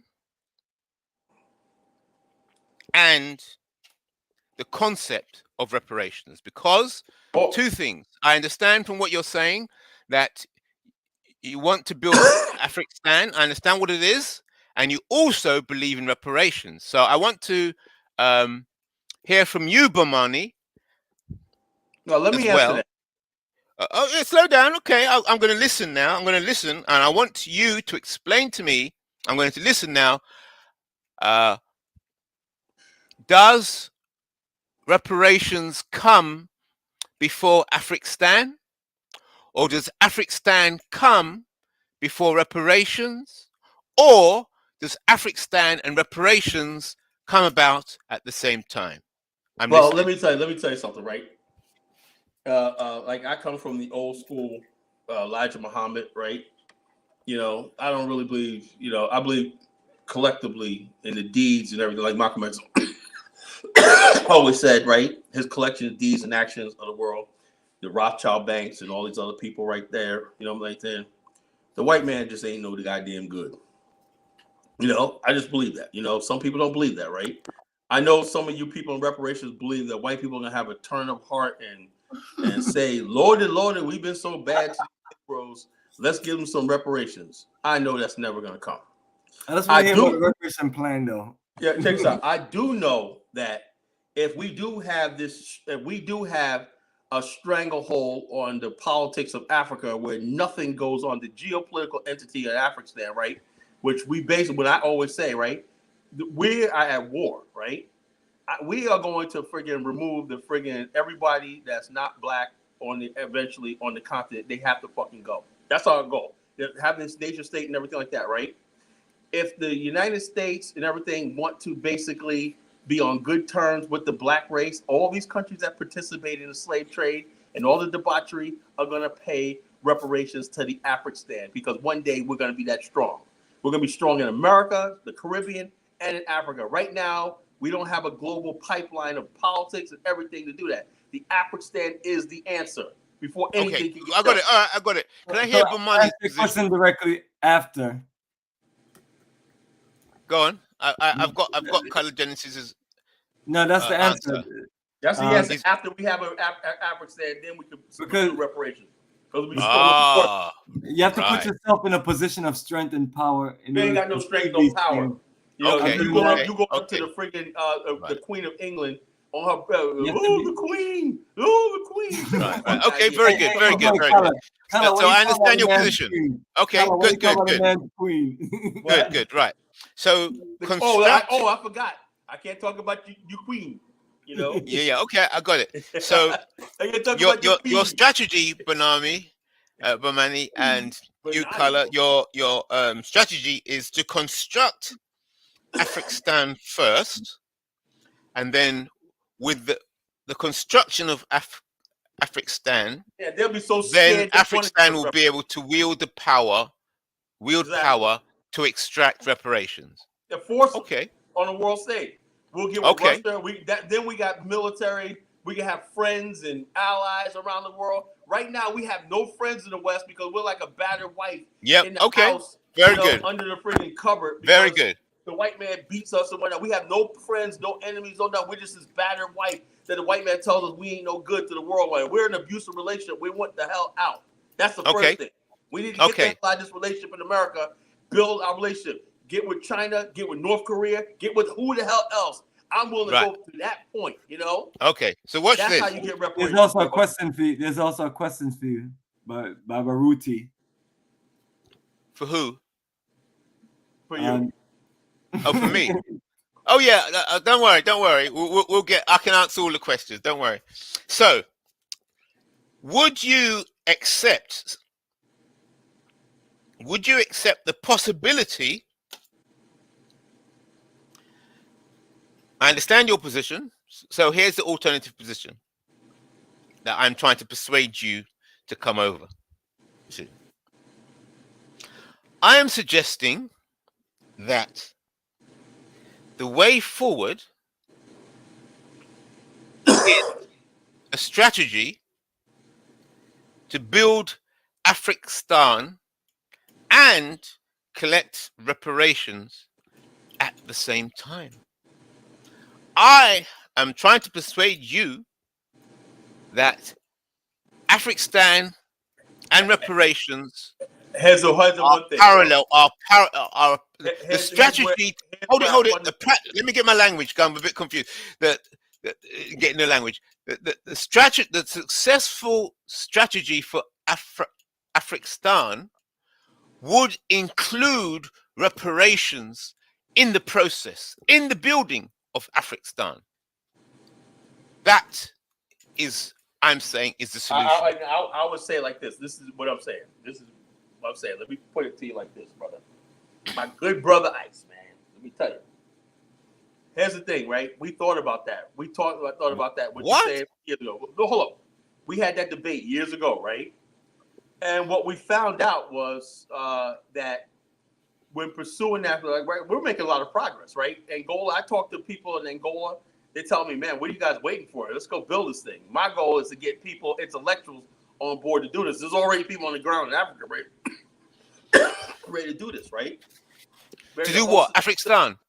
Yeah, help us build these territories and stuff like that, geopolitical Okay. entities, And bottom line is this. When you basically, anything that basically puts us at the mercy of white people, right? See, the white man wants to keep kicking his can down the road, right? And I wrote a book called Journey to the Promised Land, right? Warriors of the Bark Azor. That's my novel. It's going to be made into a movie, right? It's going to be made into a movie, okay?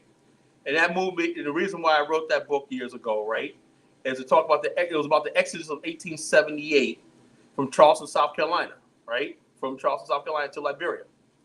And they purchased this ship, the Azor, and there was a book that predated the Marcus Garvey movement. The Marcus Garvey movement was a continuation of this event in 1878, right? The Liberian Exodus, okay? The reason why this was successful, but it was destroyed by the whites, was it was the first effort on a large scale where Black African Americans basically said, we're going to take our destiny in our own hands.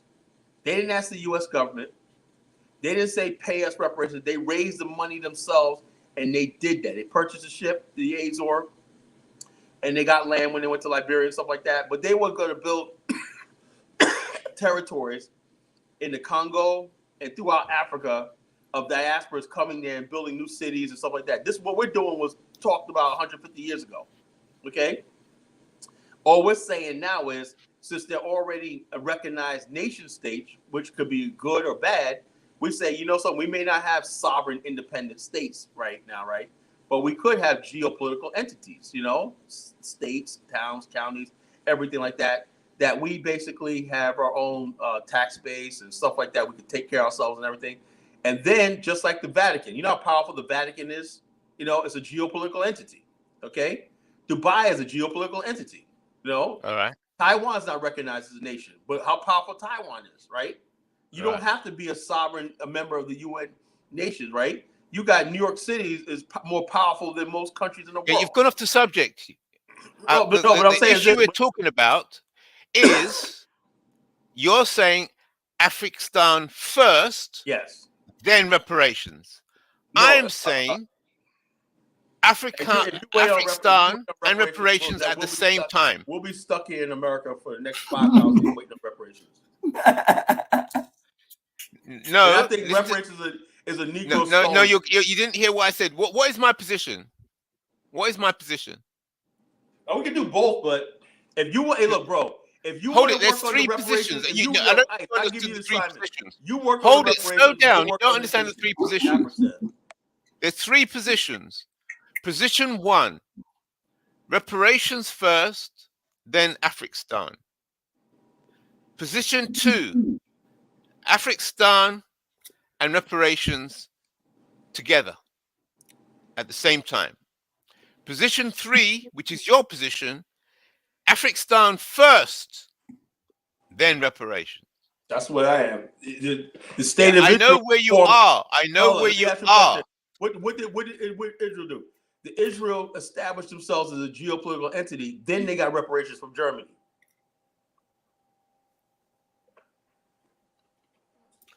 Very good. They use that money to develop Israel. Right. So let's talk about an effective geopolitical entities. So your geopolitical entity is focused on the construction of Afrikstan first and then reparations after. That is the mission statement of your geopolitical entity. Yeah. Would you consider a geopolitical entity that functions as a geopolitical entity that constructs Afrikstan and processes reparations at the same time? Let me ask you a question. Here's a fundamental question. No, don't ask me a question. Did you just hear the question I asked you? I had that, but I think we have to, I can ask that question, I right? can't believe this guy. We have to, hold on. We have to define what is your definition of reparation. Most black people, when we talk about reparations, they think that it's a check going to be handed to them. Correct. All right? Yeah. Well, we're talking about money to finance our roads, hospitals, education, and stuff like that, where we can sustain ourselves, right? That's what I mean by reparations. Repair. Reparations repair. I don't mean like giving Negroes a bunch of money. Let me explain what I mean by reparations. What I mean by reparations is that an entity has to be constructed, a sovereign entity has to be constructed to extract and receive the reparations. Now, that entity, it could be called Afrikstan. Right. Right? But that entity has to be a sovereign entity that can then extract reparations into the entity, and that entity will know what to do with the reparations. Also, not just sovereign, but a municipal, a geopolitical entity. Yes. Okay.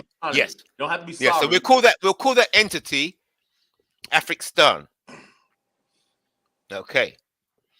So Afrikstan and representatives of Afrikstan will be going to speak to various states. I have no problem. Pardon? I got no problem with that. You can go ahead and say, I'm pointing you now. You're the ambassador for reparations. There you go. Okay, so watch this.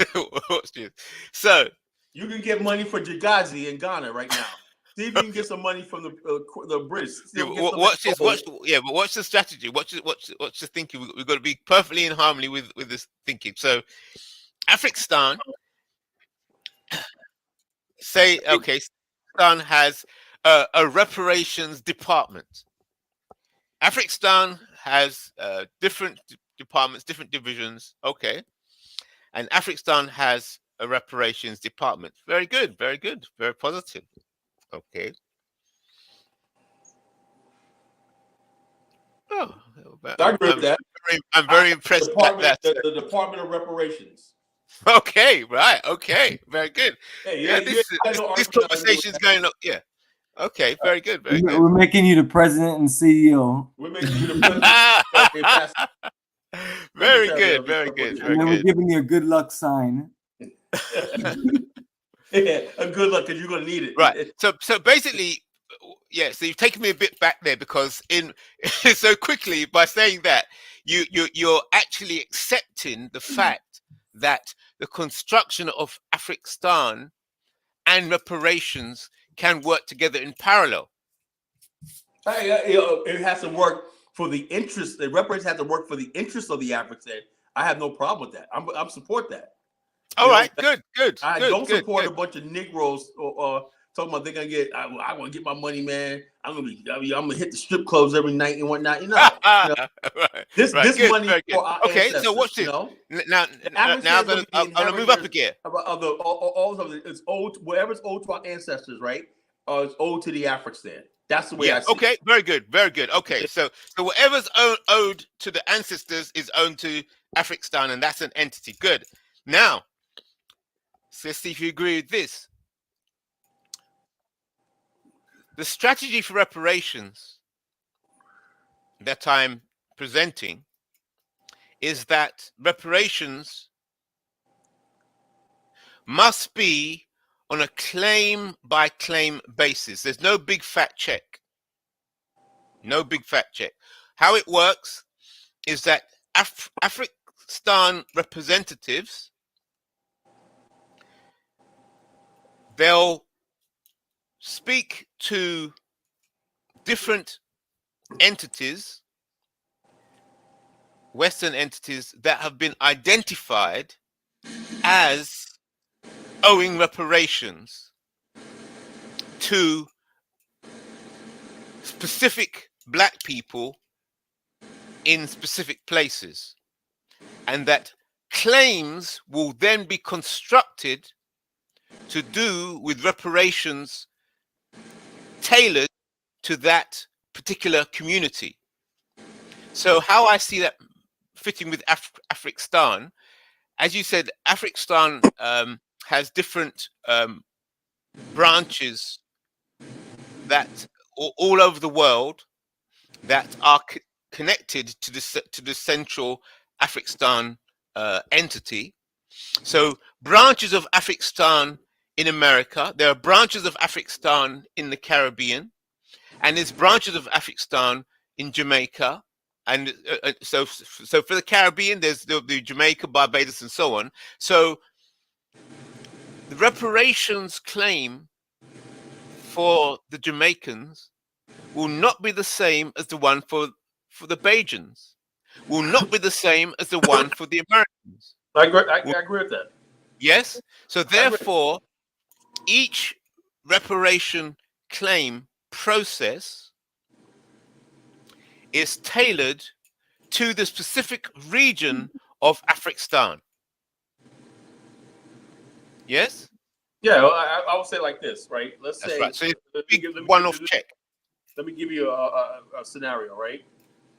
Let's say we have a group of Afro-Brazilians that want to come over and settle, right? They're over there, and they prove that they had hardships in Brazil. They probably overrepresented for the government of Brazil, and they had hardships from Portugal and stuff like that, right? They want to set up their own community. We want to have an integrated society, right?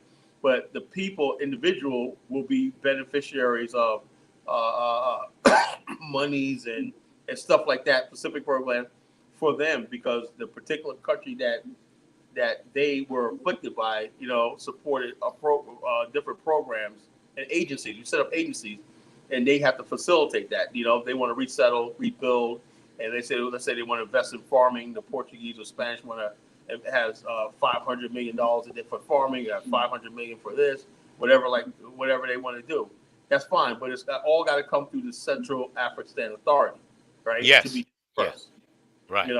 I have no problem with that. Okay, hold that point there. So, actually, you raised a point that some people were asking me quite a while ago about that issue. They were saying that this Afrikstan,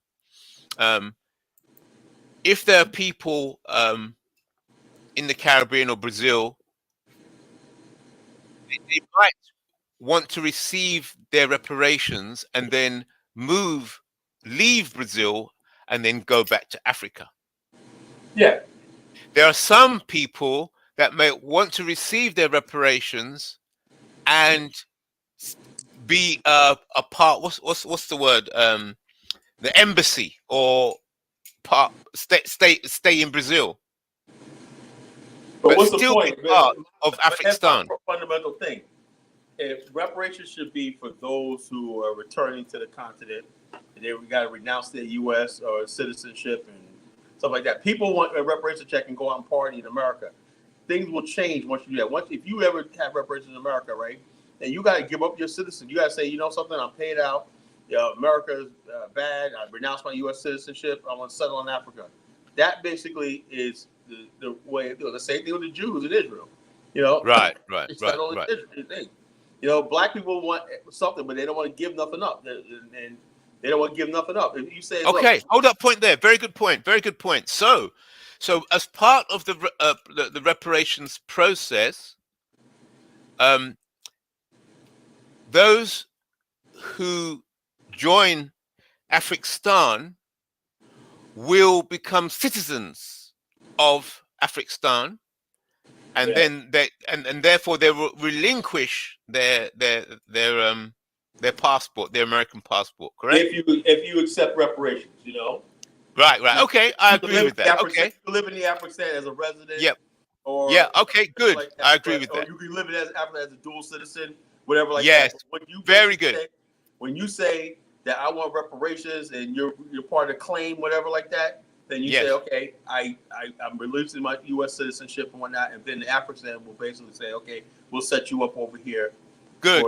Okay, all right, good. Okay, that's right, because the reparations, because of the growing power of Afrikstan, when it starts to impose sanctions on certain entities, right, and then when it starts to extract those reparations will go into Afrikstan. Yeah, that's right. Okay, now banking. Have you thought about banking in terms of Afrikstan?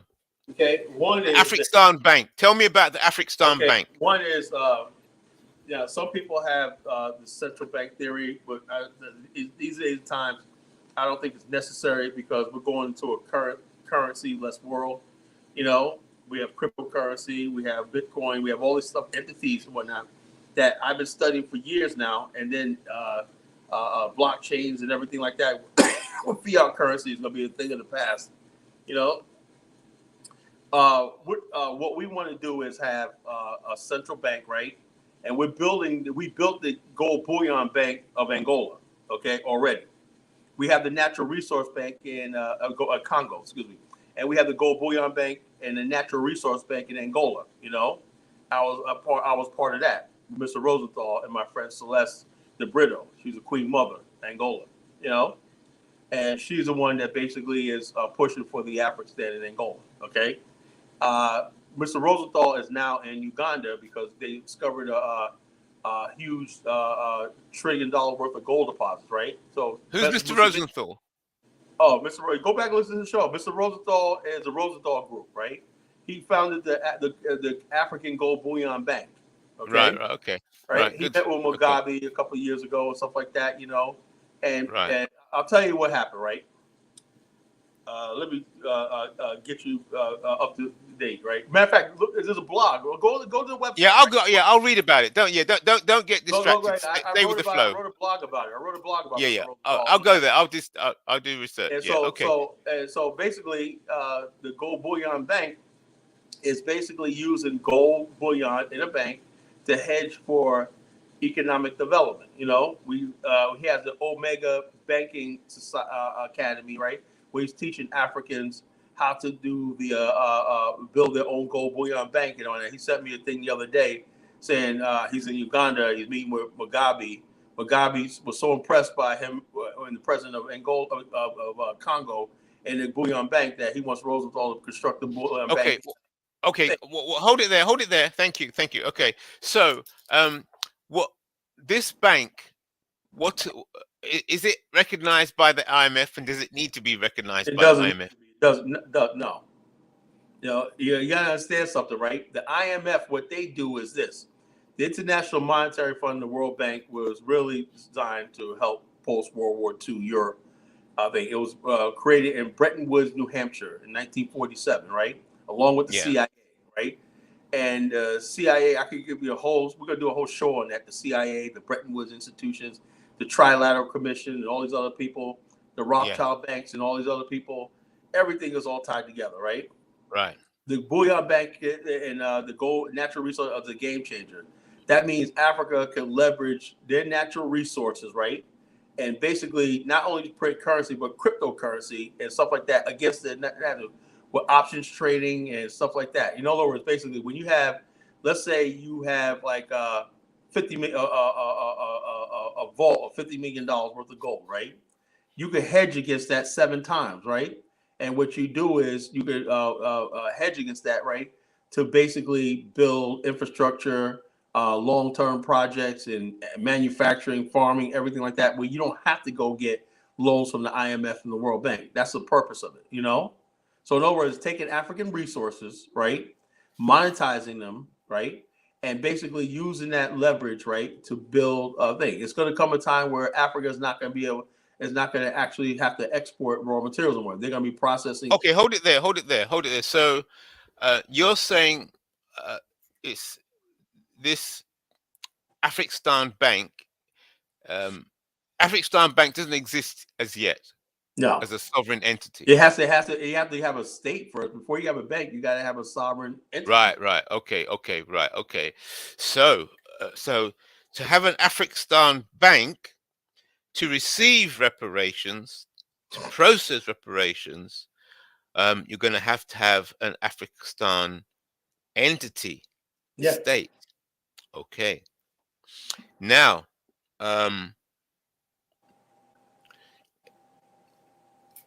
at what point do you want to have an African state so you can have an Afrikstan bank? Well, the whole thing is this, brother. You know, if everybody, black people around the world, was on the page with the BAO, we'd have it in 2 years. You know, we have everything in 2 years. But since everybody's all over the place, I know that's the solution. That's what we're discussing. Social media has everybody thinking they're the next Kala Genesis, they're the next Bomani. Everybody's going out there doing their own thing and whatnot. Nobody's listening. Everybody's hard-headed. You know, everybody think it's just easy. Yeah. Okay, don't whinge. I'm not time for whinging. I'm thinking now about solutions. So what do you need the people to do around the world so that you can set up Afrikstan and the bank? First thing you do is join the social network. That's the first thing. You know. Yeah, but do you have people in the social network already?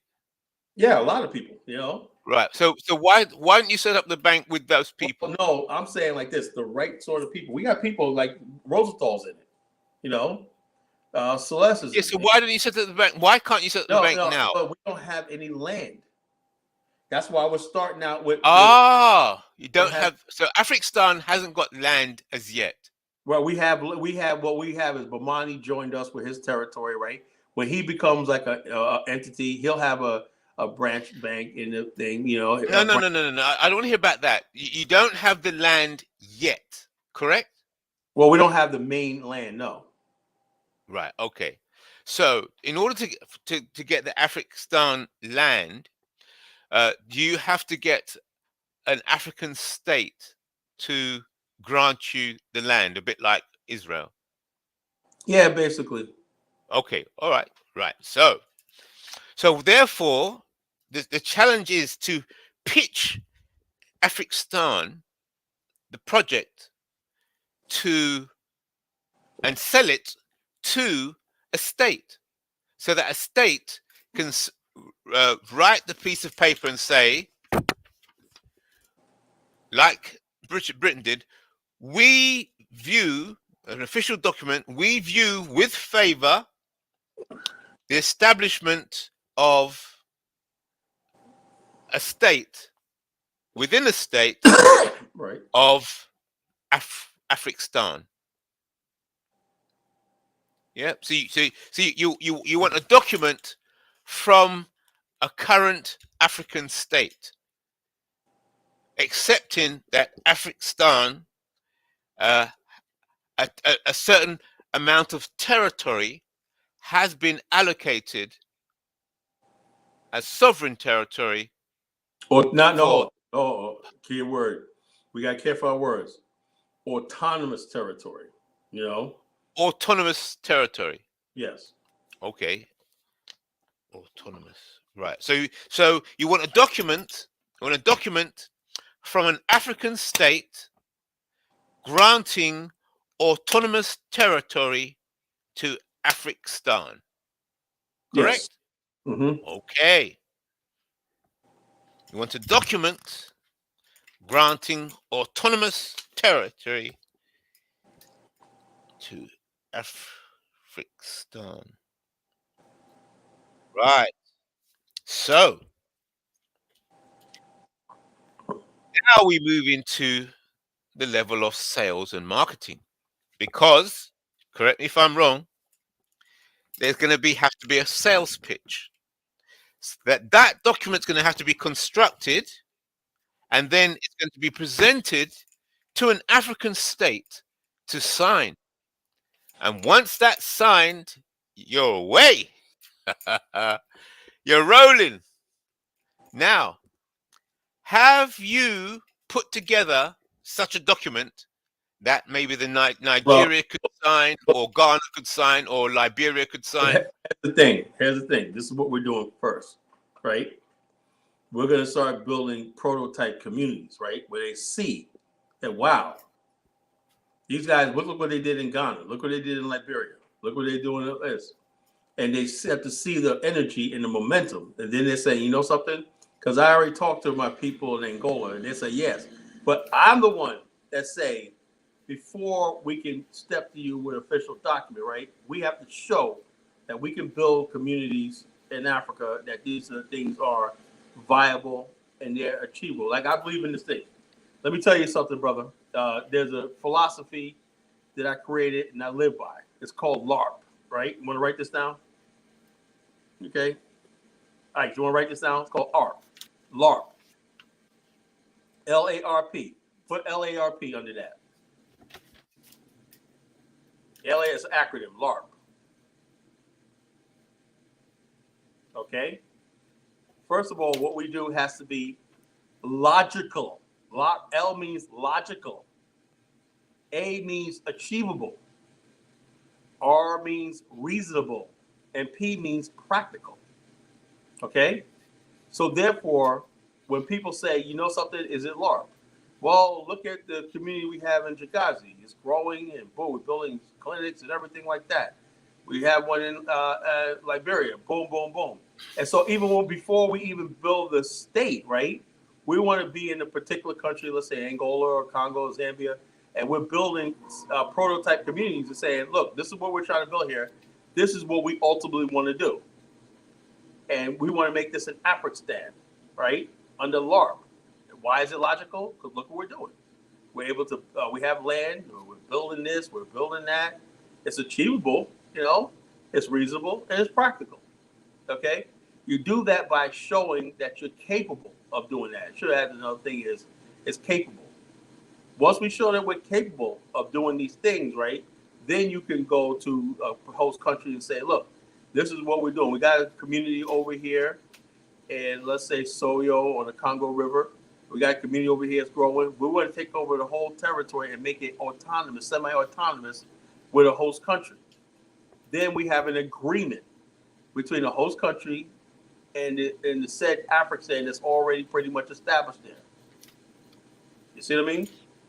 Yeah, I understand. Right. Okay. So, as appointed from the Department of Reparations, the Afrikstan Reparations Department project, the Afrikstan Reparations Department on the project of Afrikstan, I would say that I think there could be an alternative approach to getting this document constructed and signed. I'm saying that the document needs to be constructed first. So let me ask you a question, brother. Do you understand that, while the Israel was signed that thing, you know what the first thing they started to do, right? They started sending Jews from Germany to settle in the Palestine area. And then after World War II, Jews left and settled in tent cities and what became now is Tel Aviv. They began occupying the land, right? And they're saying, we want to make this recognized. And it was by one vote, the UN recognized the state of Israel. By one vote, Liberia was the deciding vote that recognized the state of Israel. Why? Because the people who already had occupied the land. They were there. They weren't sitting in Europe saying, I want a document. They were already. Yeah, but that's Benami's department. You're saying that Benami is already having people going to Africa on a tour. Right. It's But already like happening. it's done. But the host country in Ghana is not going to do that. Ghana is not the place. We're looking at other places that's more viable. These are just prototypes. So you haven't found. Right. So you can't follow the Israel model because you haven't found a place to settle. Correct. Well, we have a place, but we're not settled there. Right, and the reason you're not settled there is because we're just a startup. We just got people. We're trying to get people going to Ghana. You know how hard it is. But Bomani, tell them how. Ghana. Is it going to be in Ghana? Why not Liberia? No, we're trying to build a. Why not Sierra Leone? Hold on, no, not Sierra Leone. Like I said, we're trying to create the prototype city that we could duplicate and say we want to do this on a larger scale. See what I mean? Yes, absolutely. You have to start somewhere, and that's where we're starting at, and just building from there. From Ghana. Yes, Ghana. This anywhere we Why are. Why not Liberia or Sierra Leone? Well, it's wherever you got things going at so far. Like right now, Bomani's the only one that's, like I said, I looked around all the people that's trying to do this, right? Bomani's the only one that has any sort of success right now in doing this, right? He's doing it in Ghana. That's what he chose. So that's what I'm working with. Okay. And then, so there's people settled in Ghana so far at the moment. Yeah. Okay. So basically, you are where Israel was, as you said. Israel they had 10. No, I mean it's still two different things. What Kala is talking about. But what we're saying is that a base community like this is a start for getting a program, getting an energy going. But you have that base community, don't you? We want it at a certain level. Do you have that base community? Yes or no? No. It's not at that level, and the conversation is not. That's not the conversation. What we're doing is putting the energies of what we're working on together. That'll be more set in Liberia. And there's a BAIO office there in Liberia already. Yeah. So we have an office there in Ghana. And stuff like that, But the idea of Afrikstan is going to be in place, let's say Angola, the Congo, someplace like that, a larger area, where it's unoccupied. Right. So you don't believe that your communities in Ghana or Liberia are strong enough to be to demonstrate that huge. It could be correct. It could be we might get a stroke of luck and be like, well, geez, this whole area right here might we get the number of people and say like this, but it's a difficult thing. Right. You got to go with areas. Hold it. So you already have people in Liberia and Ghana. Good. So why isn't there a document constructed? Because we don't want to tip our hand too soon. That's why. Yes, but you can start on the construction of the document, you don't have to present it to government until maybe 5 years away. Like I said, we're going to do that in due time. Everything's a process. And do you have a view of what that document would look like? Like I said, what we're focused on, like first things first. We're focused on building. Well, that surely must be the first thing. Well, is to get that document. The first thing is getting the mind of the people right. Yeah, but the document will do that. The document will do that. Hold up. Theodore Herzl, when he first started thinking, when they had the first Zionist concert, they let the people laughed at him. It wasn't until after World War II that people say, you know something, this idea of Zionism and building a homeland, we better look into this. You know, and so right now what we're doing is saying, look, we could build communities in different places and everything, and show people that we could live on the continent and build industries and everything, and then the country that we really decide that we want to settle in and build and everything, then we say, look what we did over here, look what we did over here. We have a track record, but no one's just gonna be like, oh yeah, here's the land right here, and we don't have nothing built. That's why we have to show people that look what we're doing in Ghana, look what we're doing in Liberia, you know. Look what we're doing in Sierra Leone. This is what we want to do. We want to do it on a bigger scale over here. You know, that's how we want to do it. That's the approach we want to take.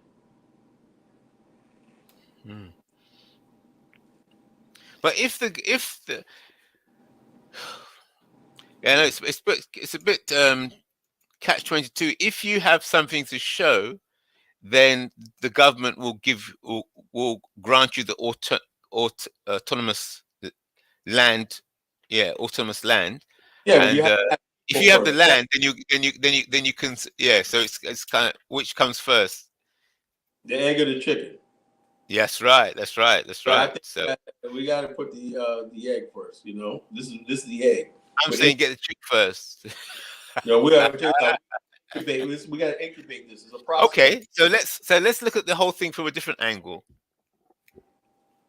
Let's look at the whole thing from, okay, what if, so as part of the reparations department of Afrikstan, my department would pitch and say, listen, the way to get granted an autonomous land would be to tell them, put in the document that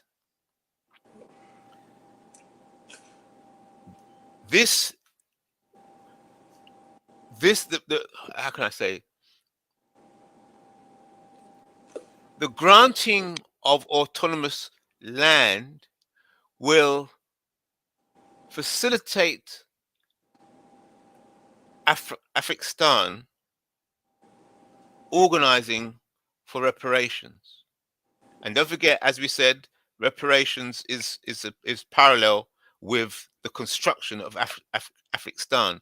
So I think it's a good sales pitch to a state to say, look, we believe that this African state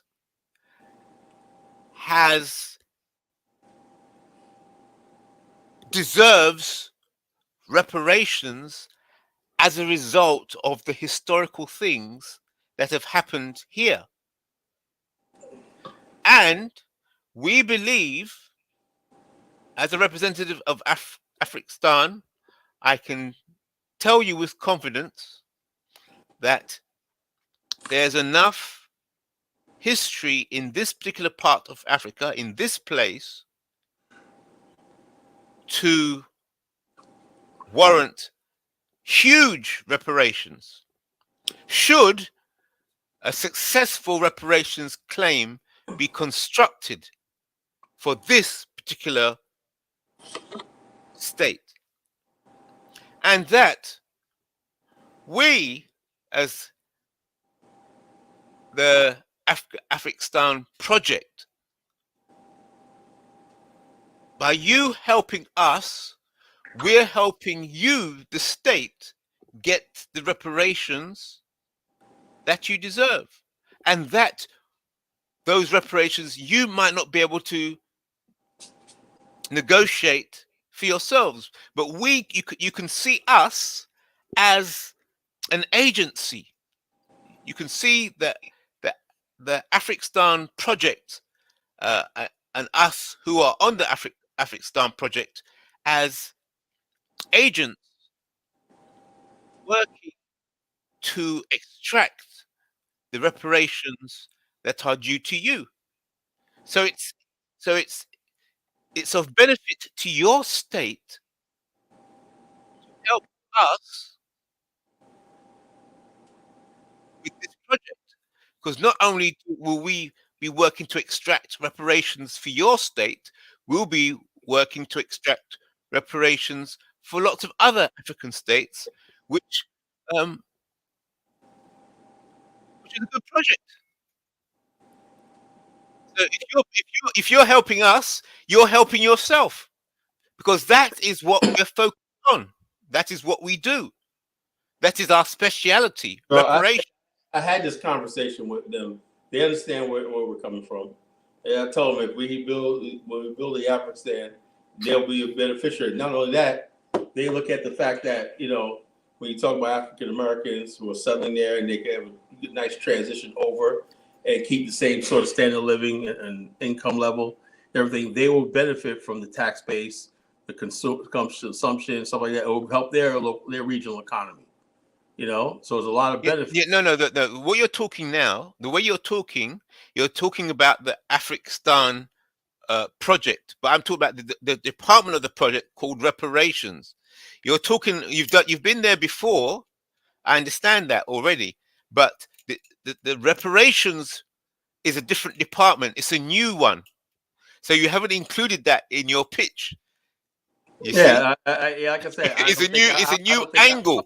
It's a combination. It adds to your angle already.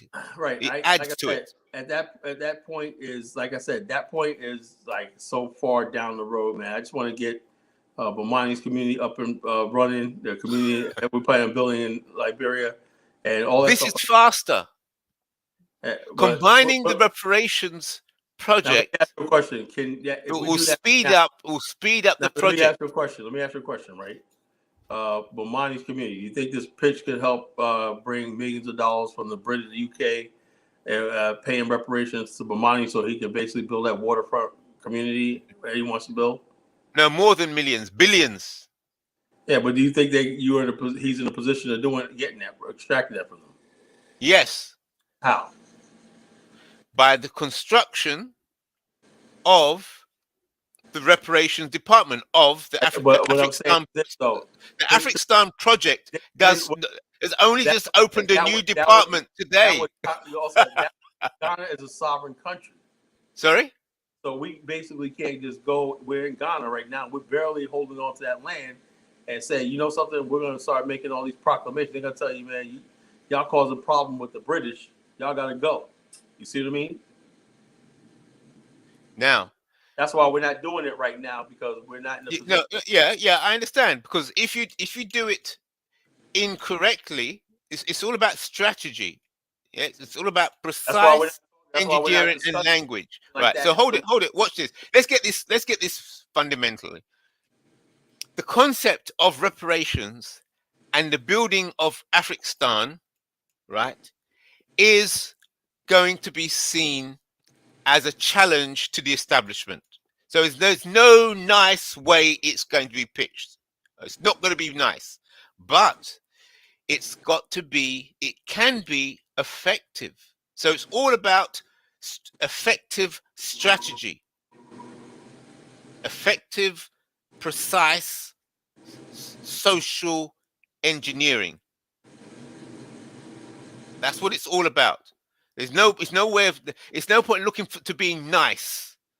It's about being effective and strategic. There's no nice way it's going to happen. Well, I have to let Bomani, because that's his baby over in Jigazi, So you have to ask him about that, Yes. What's the? What I'm trying to get him to understand is that what we're building there is you're trying to make a repatriation move more important than anything else. And for me personally, nothing in our program talks about reparations and insurance. I know, because the reparations department's only just opened today, just now. No, well, it's a whole new department. Well, that's not something that we focus on. Our focus is to organize ourselves as this social support group of people who building investments together, and you're building Black corporate. I know it's not good enough for money. It's good what you're doing, but it's not good enough. It doesn't have to be good enough for everyone.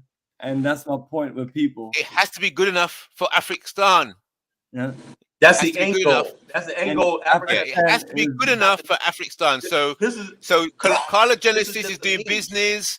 Bonami is doing repatriation. We're not here to be people's savior. You know, we're here to put a program together.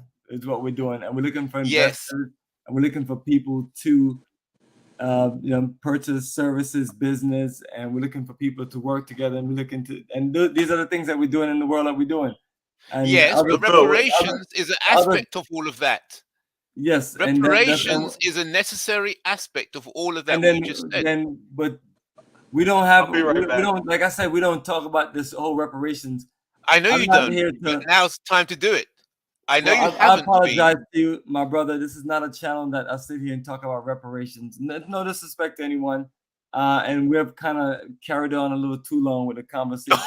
Okay. That's other people conversation. Our conversation is just one thing: Black cooperative economics, doing business, Black people doing business with each other. And if that's not enough for some But reparations people, is big. It's the best business. What could be more profitable than reparations good luck. as an income capital? That's the only thing I can tell people. Good luck. Nothing else. Come on, man. That's an Me and Kala aspect have our of own business. views on these things, and I tell people this is good. That's why I explain to you. I take a good luck sign with you also. Good luck. I think we should have spent more time doing Black cooperative economics and putting our financial resources. But what is together. economics, Bonami? Economics, you got to get sources. Yeah, you talking about gold, resources, economics. So reparations is just another aspect of income. It's just another income. You got income from your gold. You got income from products, income from tourism, income from reparations. Reparation is trying to collect a debt that's owed, that cannot be paid under our conditions of not having the proper representation and the proper power to get what's needed. And Just so like tourism. So I'm not here to ever tell people like I'm an expert on those things. I just tell people just good luck on it, because I have other things I can work on to be more progressive than me trying to work at a. It's kind of like joining some of these failed organizations. You already know what you're getting into already. It's a tricky situation. And you can either just go that route or not. Like in my family, our goal is to build. Reparations, tourism. Our goal is to build Black cooperative economics and build Black-owned business, Black-owned enterprises. Get into competing with other races and people, and working with our own people to provide the things we need. Yes, you and other experts that are very intelligent and sharp at this stuff. I would say you guys go recruit the best people and bring it on for us, and we'll thank you very much for pulling off something that was not that's something that's very tricky to pull off. I should say, keyword tricky. Are you part of the executive of Afrikstan? Part of the executive? Yeah. What we're talking about is not broken down like those kind of things. The Afrikstan project, yeah? Who is head of the Afrikstan project? I have no idea. I'm a small-time business person. Oh, right. So it's Kala Genesis head of who's head? Who's head of the Afrikstan project? I am the architect. Pardon? You're the architect. Excellent. Okay. Okay. So Bonami, I'll speak to the wrong guy then. You're okay. All right. So Kala Genesis as head of the Afrikstan project. And you accept that reparations wing or department would help, is necessary for the forwarding of the project and increasing the power of the Afrikstan project. Under LARP, because as you said, L for logical. It's logical. But reparations what I was telling them is that you and I, we don't have any kind of reparations, anything on any of our programs. We never talk about reparations. I know, not yet, but yes. So let's work together. Let's work together on having reparations as an aspect. You have to understand. I mean, I'm gonna be honest with you. I personally am not willing to put my energy into working with people about reparations. This What? nothing personal. It's nothing personal, and I must say this honestly. It's nothing personal. Okay, I have It's to focus. business. I have to It's not focus. personal. It's No, business. well, it's beyond business. I have to focus on what I can put my life and energy into. Thank you with me. It's kind of, you know, what we're it's doing. kind of like it's kind of like you're a great basketball player and you're being forced to go do something else. But nevertheless, I mean, I look at everything that we have on there. There's nothing that we've ever written that's in the word of reparations. Exactly. So it's another section. So the key thing we use is the word repatriation, putting our financial resources and energy together and in other words, basically, let me say this, brother. Let me say this. The reason why we do this is because we know that, and I watch all these people talk about reparations. And they sidetrack you. Look at Tariq Nasheed now talking about reparations. It's a sidetrack. Yeah, forget them. They're the ones that's out there pushing it. Yeah, bro. but it's us now. This is a new project. That means that Yvette Carnell is now my leader. Don't worry. That's my department. I'll sell it to them. Don't worry. I'll sell it to them. Don't worry. That's my department. They don't want nothing to do with Africa, bro. The reparations people do it right here, Negro stalling tactic. Yeah, we're not trying to be funny. I mean, I appreciate people putting their efforts and energy, but it's like we've heard about a whole bunch of different reparations plan and programs. And all they want to do is sit. They want to sit stagnated, and then Detroit. I mean, yeah, because that's the American. Smoke their America, UK, all over. I mean, the Caribbean is the same. It's the same stagnation of things. I mean, I'm not trying to knock anybody. I don't want to be one of them people. I'm not trying to knock anybody's hustle.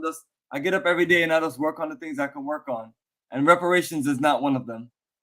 We got 99 that's problems. Not your department.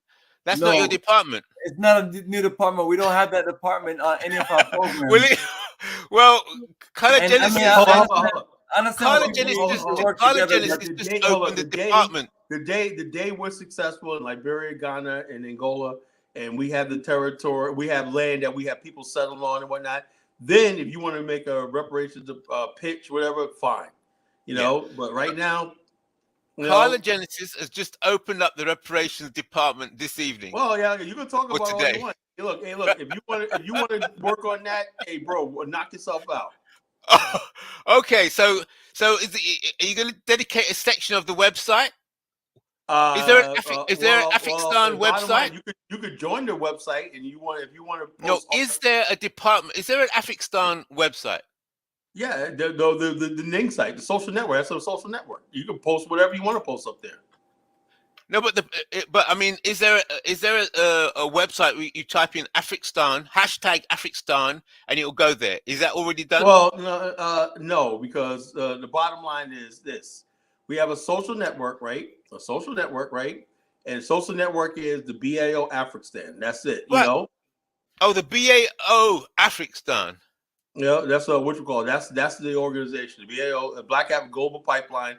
And the bottom line, if you look at about us, right, our whole end game is in Afrikstan, you know? And to do that, we have to build this global pipeline, you know? And that's what we're doing. We're building communities. All right, so the BAIO and does then it have we'll a reparations department? No, once we do that, then we help the reparations. We'll help the bottom line, once we establish ourselves, then we can help the reparations people. And we're strong. Then you can talk about reparations. You know, but the BAIO, where's the reparations tab? What? Where's the reparations tab of the BAIO? There is none. We don't talk about reparations. All right, okay. So when will you add that? Let's get this rolling. Bottom line, let's get this moving, and I'll join the project. Well, the bottom line is this. You know, you can first start by joining the social network, right? And then you have to get enough people to support what you're talking about. That's how we do things. Okay, so we'll see. The BAIO. I'm gonna explore the social network. It's been a great meeting. Download the app on your phone. Download the app. We have it as an app. Download the app. I'm gonna look at the blog. And do you have forums? Do you have a forum? We have a forum. Yeah. Okay. Yeah, you can create the first reparations forum. It's under groups. Is it under groups? No, it's on the bottom of the page. The forum is on the bottom of the page. Right. Okay. I'll have a look at that. Okay, then. See you all. It's been a great All right, talk. bro. Good talking to Yeah. you, bro. All right. Take It's been care. a great talk. All right. Good talking to you, bro. I mean, like Yes. people, like I said, like I said, we handle that Yeah, well, Kala man. Genesis, you're live. Yes, man. How you feeling, man? That's been some intense pressure for you to create something. Yeah, That man. you And create, bottom you line, create. like I said, people understand. I put a lot of years into this. I know what I'm talking about, And reparations is good once you have a state. Yeah, of course, people are gonna want to. You know why? Let me tell you something. What he don't understand. If you have a state and you got people coming over, thousands of people coming there, migrating every year, and stuff like that, countries are gonna try to give reparations. Why? Because they want those contracts. This is elementary. You know, Germany benefited from giving Israel reparations. Why? Because German firms got a lot of that money back, through construction and infrastructure projects, Makes sense. This is logic. When people, we'll give you reparations, we'll give you $10 billion, but guess what? We want to construct your bridge. We want to construct this pipeline. We want to construct this, man. You got to get the land first, and you got to show the host country that you're serious and capable. They're not going to hand you over territory saying, well, this. But if you see, they see prototype communities being built in Ghana and Liberia, they want in on it. They already told me that. Breaking down for them land infrastructure, They know nationhood. land infrastructure nationhood. That's it. Land infrastructure nationhood. You get the land, right? You build infrastructure. You build these communities all over the continent. But that one state that you want that sovereign entity, not sovereign, but we got to be careful with our words. Autonomous entity, that we have a micro government, there's micro states. Look up the term micro states. And micro states being created all over the world, because as we get more technology advanced and whatnot, you got states that are popping up all over the place, micro states, and you say this micro state has a seal that says this is the purpose of the transatlantic slave trade. People know why you exist and everything. And they say, okay, I want in on this, right? And the countries that participate in the slave trade, they'll be required to pay restitution and reparations to the descendants of the transatlantic slave trade. As simple as that. You have to have a geopolitical entity. People talk about getting reparations before you have a state. You sitting in America under their good infrastructure and everything, getting their jobs and everything. You want reparations? Shut the hell up. That's why we don't take this reparation shit seriously. But when you tell people that you're trying to build something outside of America, people know you're serious.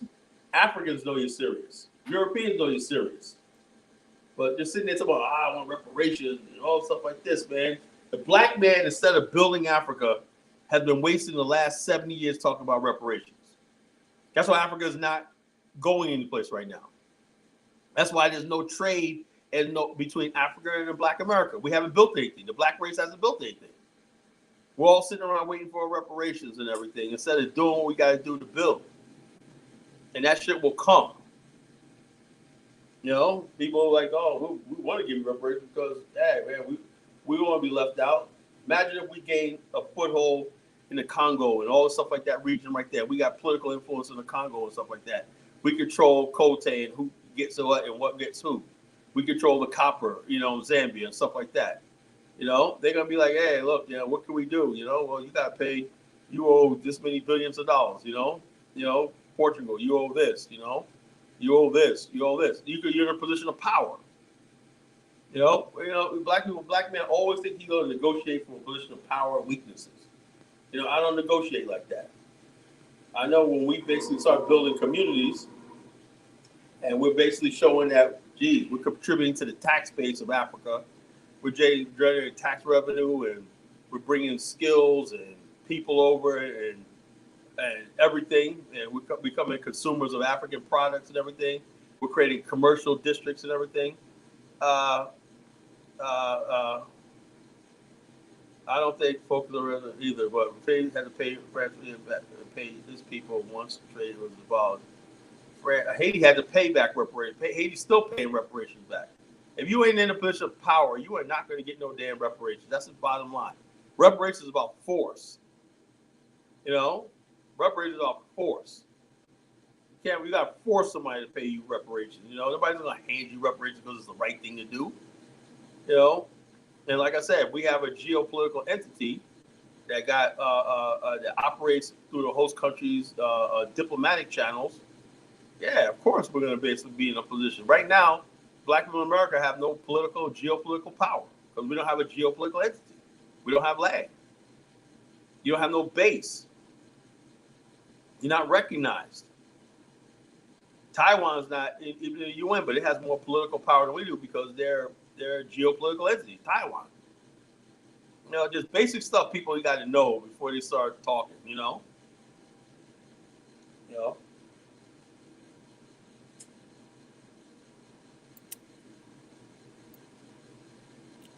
Yes, Kala Genesis. Yes, brother. Beautiful breakdown tonight. Yeah. But yo, bro, thinks it's his passion to have a reparations department. Go right ahead. But we got to keep focused on what we're doing. Yes, that's the main thing. I mean, and I was just being honest and respectful as best as possible. Yeah, because you don't have anything on your side about reparations. Why? Yeah, it's like the more you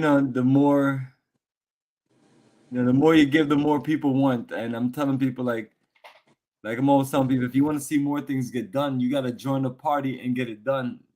You know, stop trying to sway other people into this. You know, doing certain things. We're not followers. We're leaders. We're leaders. It's just like our wonderful community. Is many things could be done on there. I mean, many things, and it's just like anything else. But it's like the individuals somebody asked about how bad do you want it on a corporate level and things like that. So I'm just saying that to everyone in general.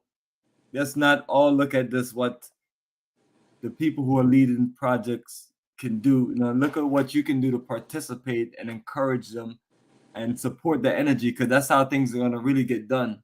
And that's what I've seen, you know, from just my time in this movement and energy. And it's sad. We're still looking for grant writers. We're still looking for lawyers. We have too much spectators. Too much, you know. It's like people getting involved and stuff. How can you build anything where everybody's just a spectator? Everybody's here just for fun. Exactly. That's what I used to tell people. Is like, if we all sit back here and never make moves to Africa and just sit and just read books and study and talk about Africa, you know, nothing changed in the dynamics of things. You just a spectator while everybody else is in the game and making moves. So that's what we're encouraging people to do: take responsibility, take accountability, and support the people out there that's making these moves. Like I tell people all the time, there's certain things that we're always looking for, but then we have our number right down at the bottom. From good grant writers, we have social programs to build in our community, working with the orphanage, working with the children, working with our own youth movement, and just trying to be a support force. And also, we're looking to do economic development, building, Black African infrastructure. So, we talk about equipment and things like that. And, it's like if people have connections, network out there, let's reach out and connect. That's our goal, is to share with everyone what we're doing and connect our people in the world of this, the beauty of what we're looking to build right there in two incredible countries, historical countries, Ghana and Liberia. And build it from the ground up. But it's like there's only so many things that we can get ourselves involved with, and we can't just be pulled too far to the left, to the right, in any direction. We have to stay focused and stay. We have to focus on what we're doing. And people ask you how you get this far, and in these kind of movements, because these kind of movements wipe you out, man. It wear you out, because you think that all the people say they got your back or they with you, they're gonna be with you. But it's like we have to this has to become like a normal routine in society, amongst us as Black folks, is being on code to where we're supporting the positive energy that's looking to change the dynamics of things to us. Like I tell people, when we build that wonderful, incredible community, and we have the best technical schools and everything, you're gonna want your children to go there. We have the best social lifestyle, where you just live in a nice social community of like-minded people. We could duplicate that. We could duplicate it in different places, and you can put your energy together, and just you can become more from a corporative energy. When I'm telling people about conglomerates and about literally this, I know this is not a world that we're most of us are brought into, but this is a world that we have to continue to build and excel into, being, business, say like serious business enterprising. Like that whole area that I show on the map, that's many different areas where you can build industries. We can build more communities where you can, we can build a fresh way of life. You have the whole coastal area, marinas, the docks where, you can just tap into a whole new world of life. All those are possibilities, and those possibilities become real life when we have when we're working more effective in our organization. So I tell people, we have enough of things to deal with already, trying to get our people that we have in our organization to be more. Imagine you right now, right? Ghana's on his knees begging for IMF loans, right? The British guy. And you going up there talking about, I demand reparations. They'll throw us out of there, Ghana, Like, get the fuck out of here. Yeah, and so do I hear people about those things? Absolutely. But the energy and things that we're building is a nice community energy. It's not, it's something it's hard to explain to people sometimes, especially people with other movements that they want to connect in. And I think all the people who believe in reparations should work together. That's who the first people they should work together with. Yeah. Get on the same page, because most people ain't thinking about no Africa. They're not thinking about leaving America. It's kind of like all these people call themselves FBA. Doesn't any of them they don't even get along with themselves. They hate each other. They niggas will kill each other. Or that's why I said we can work together because we got an end goal. These motherfuckers. Exactly, that's the main thing. End goal. Check us out. The thing is, with reparations, why I don't like it is it puts the negotiations back in the hand with white people. This right here, there ain't no white people stopping us what we're doing in Liberia and Ghana. It's gonna be the same. You're building your own black corporate economics, and I mean, right? And that's how you win. But I mean, you win. I'm telling people, if you create a black society and you spending and doing business amongst each other, you're growing, and you're next thing you know, you have your own financial institution, you have your own industry, all aspects of a town, a nation, and that's what you're telling people. You're not telling people you're trying to come and dominate or take over anything. And it's hard to have conversations at certain points because some people are trying to hear what they want to hear versus what you're telling them. And that whole town right there, it's a beautiful town of just us connecting, and the people looking to connect with us. People looking to be partners, be a part of industries, looking for other black people to build better education systems. To where we can up the standards of our competitive way in society. We gotta the beauty about this is the territory that we're talking about in Angola, northern Angola, right there. You can go ahead and people go, I'm going to Angola, but just settle in our territory because eventually we'll have autonomy over you, and we'll be able to tax you anyway. So go ahead and you talk about taxing somebody. I can't wait, man. I cannot wait, man. I cannot wait. Oh man, yeah. All tax season, man. Your house, your property, everything. We're gonna tax everything. Everything you eat, your meals, your credit. Every time you swipe your credit card. There's gonna be so much money coming into the revenue off the department, man. It's gonna be unreal, bro. It'll be nice when we just when you can live somewhere the same way you live and the same taxes you pay, but you're paying it to your own shit, your own town, basically. That would be an ideal situation. I see what you're saying, and that would and it's just like situations where you have industries coming and industries are taxes. Exactly, and that's the ideal thing of industries and having all that land. Industrial zone, we'll have millions and billions of dollars coming in, because they want people want to build oil. Man, the day we discover oil and shit, God, we're gonna be fucking set. We're gonna have our own corporate system. Eventually we're gonna have our own Afrikstan stock exchange operating throughout the continent. Which we could basically link to all the stock exchange on the continent. That's what we tried to build with the Onyx Stock Exchange years ago with Devon Bell. It was linked a link to the African Stock Exchange. So from your computer, your app, you can invest anywhere in Africa and whatnot. And that's how we're gonna make money, because a lot of our people, we got to move from the working class to the investment class of people. We have to be an investment class of people. The Portuguese, how they live in Africa, they got pensions. They got certain type of insurance bonds, and they got investments that they live off of. That's how Europeans live.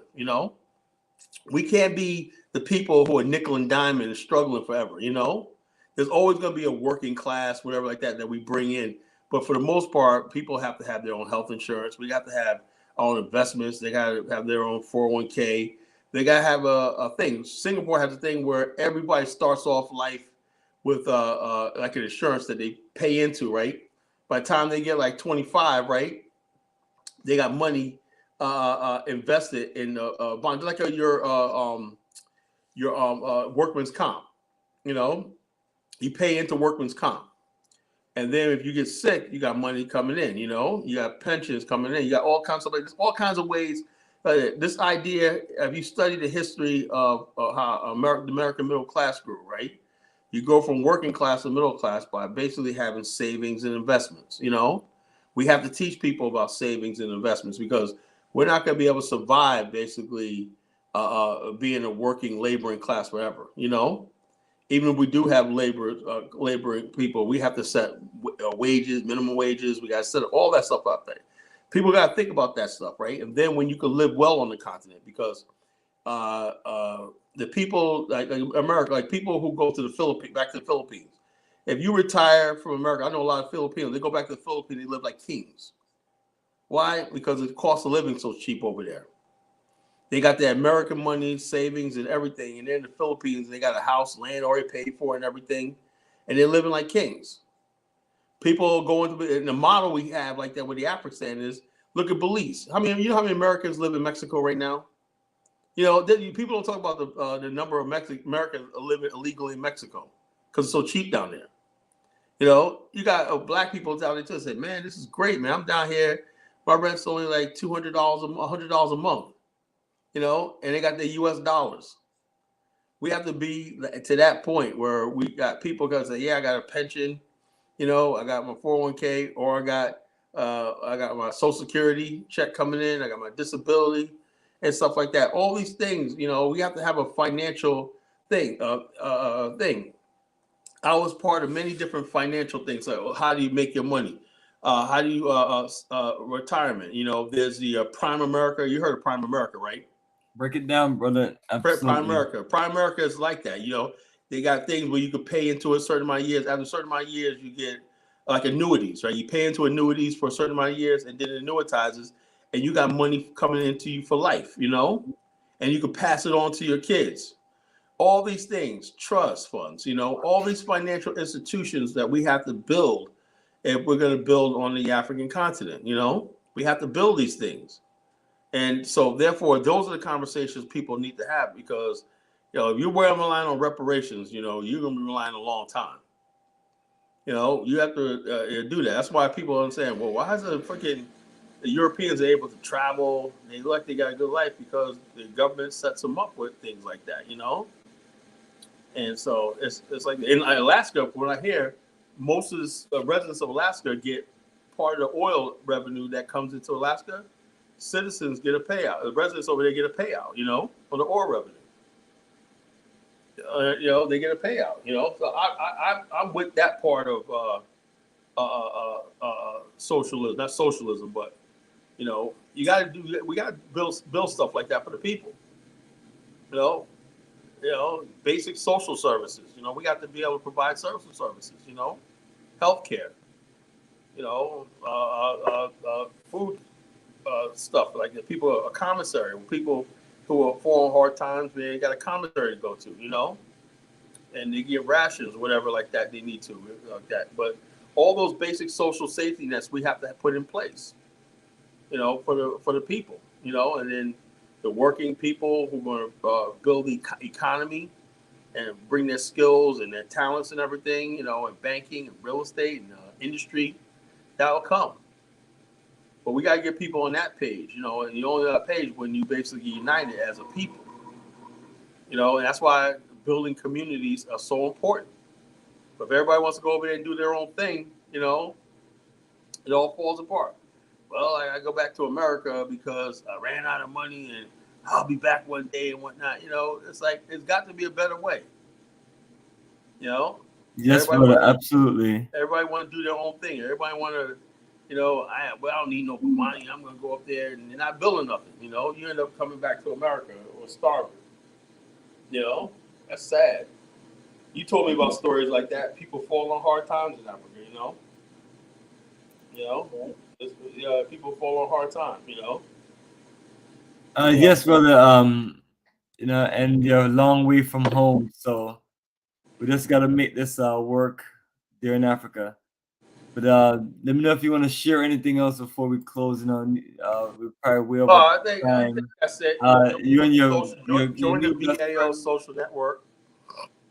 Go to download the app, or go to the website, download the app, and be part of the conversation. That's what it takes. It takes socialization, conversation. This BAO is the only real organization that's doing this. Now, everybody's doing a lot of other stuff, but when it comes down to nation building, we're very, very focused. Everybody's all over the place. Oh, we got reparations and whatnot. Dude, your claim for reparations will be weak if you don't have no base to operate. People in the world, these white people in the world ain't thinking about your ass. And like I said about reparations, this is what I'm saying. This is what point I meant to say. Right, all those countries that paid out reparations, what happened? They were paid at gunpoint. Nobody pays reparations voluntarily. Nobody's gonna pay reparations because it's the right thing to do. It's not gonna happen. The black man sitting there, instead of creating wealth, we got a whole vast continent out there, all the richest minerals, right? We got all this talent and brain power in the West and in Africa, right? We should have cities that's rivaling cities in Asia. Where is our friggin' cities, our mega cities at? China and Hong Kong and Taiwan are producing billionaires every day in the tech industry and everything. They got no natural resources. But Africa is producing poverty every day. Why is that? Because like I said the Afrikstan and what we're trying to do is going to be the game changer. The game changer. We start building cities and business centers and everything like that. Trading states and everything, in commercial centers. Things will look up, but we're not going to do anything. Basically, sitting here, waiting on the white man to give us a check. It ain't gonna happen. And the definition of reparations right now is everybody's like, cut the check. Cut the check. Like white people are like, something, we got all these problems, people screaming across the border. You got all these things. You know what got signed today? The Equality in Marriage Act. Gays and lesbians now legally married by federal law. That's what's important to them. You getting a reparations check for slavery is not gonna happen. Black people have been taking L's. That's a lot of L's. You put the Democrats in power. What do? The gays got their marriage. They're all happy. You got Cindy Lauper out there. Thank you, President Biden and whatnot. This is what y'all went out there and tore up the country 2 years ago for. So the gays can get their thing. That was all about the gays, They must be excited. Oh yeah, they're real happy. Big time celebration. So Negroes, while y'all sitting here talking about Kala, y'all just took a big fucking L. You lost again. How many L's y'all gotta keep taking before y'all get it?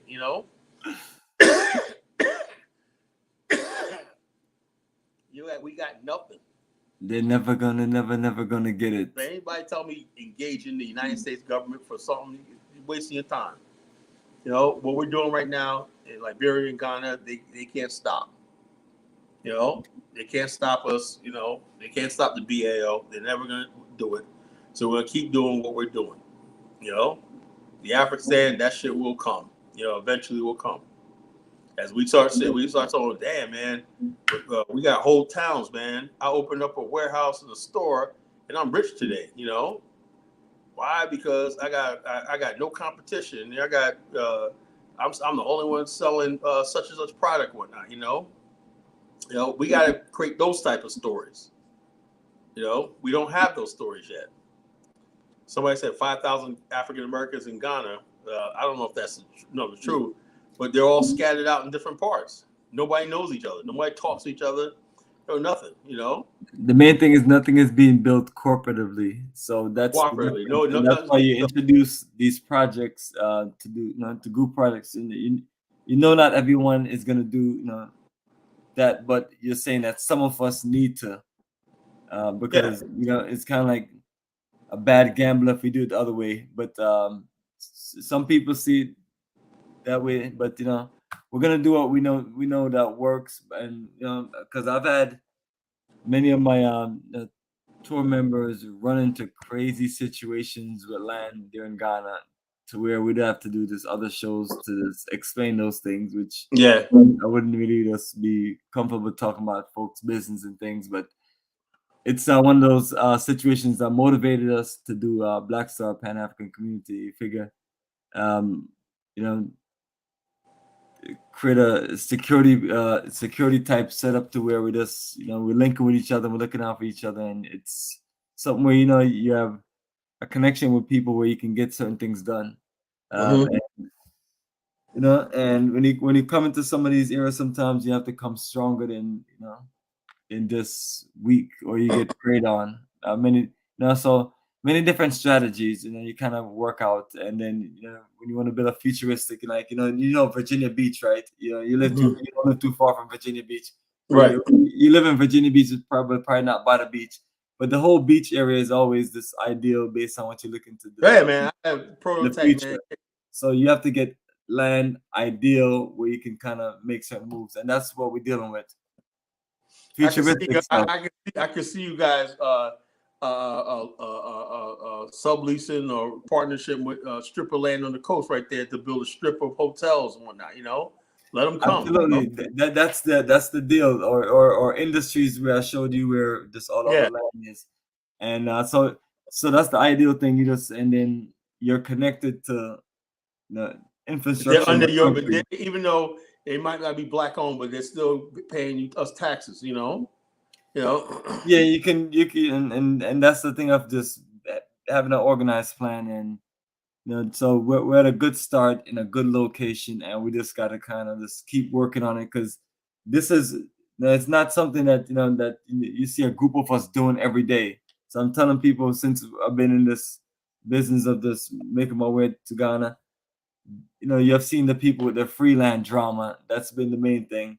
But as far as just how we've done it, and to have an organized setup with all kind of business people, it's incredible. And if we get the numbers of people, Black people from the West, coming to Ghana for vacation and stuff like that, man, then developers, investors will come in and say, something, we like to build hotels on the beach and whatnot, marinas and stuff like that. That would big.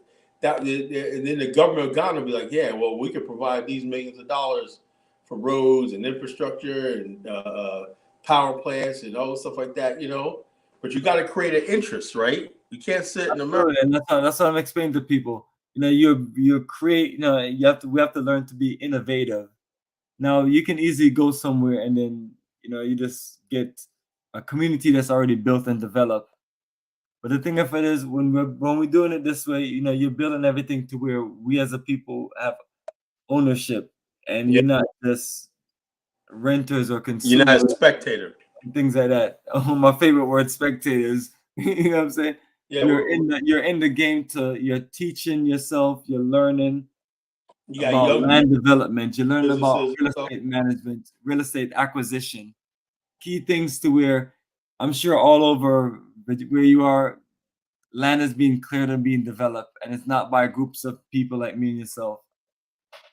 And so this is a chance for us to get into the game as far as real estate development. Because when you look over the land mass, what you see is just number land, right? Yeah.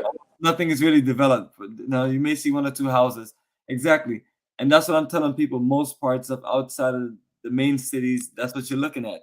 And it's a great opportunity to create futuristic cities, towns, world, business, create your own theme park. There's no limitations on what you can do. And then you can build it in a manner of Black ownership. and that's the key thing. You can build a motion picture studio. You know, we can't keep on just being everywhere and just not having any level of ownership. So that's what we're looking to do. So always great sharing that with our people, our brothers and sisters, and all of our information. That's link connect with Brother Kala, and my link is scrolling across with my phone number, email, and things like that. So you can always connect with us, and we're gonna do this and do this nice and strong. So don't just sit back and be spectators. Join the party. Yeah, join us. Or join the movement, I should say. Yes, so let me just share some energy from our website. And you take care, Brother Kala. And family, we are closing out. I'll be listening to on the live tonight, but I'll call you tomorrow, brother. All right, brother, you take care. Peace. So yes, family, that's our website, africafortheafricans.org. So visit our website, check out the details for our tours, our business, our investment, and connect with us anytime. And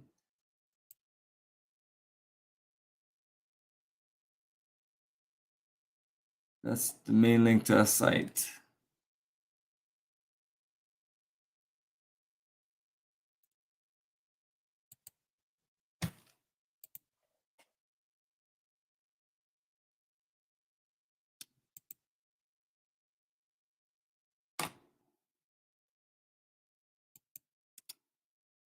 All right, so family, everyone take care, and we'll reconnect on another live.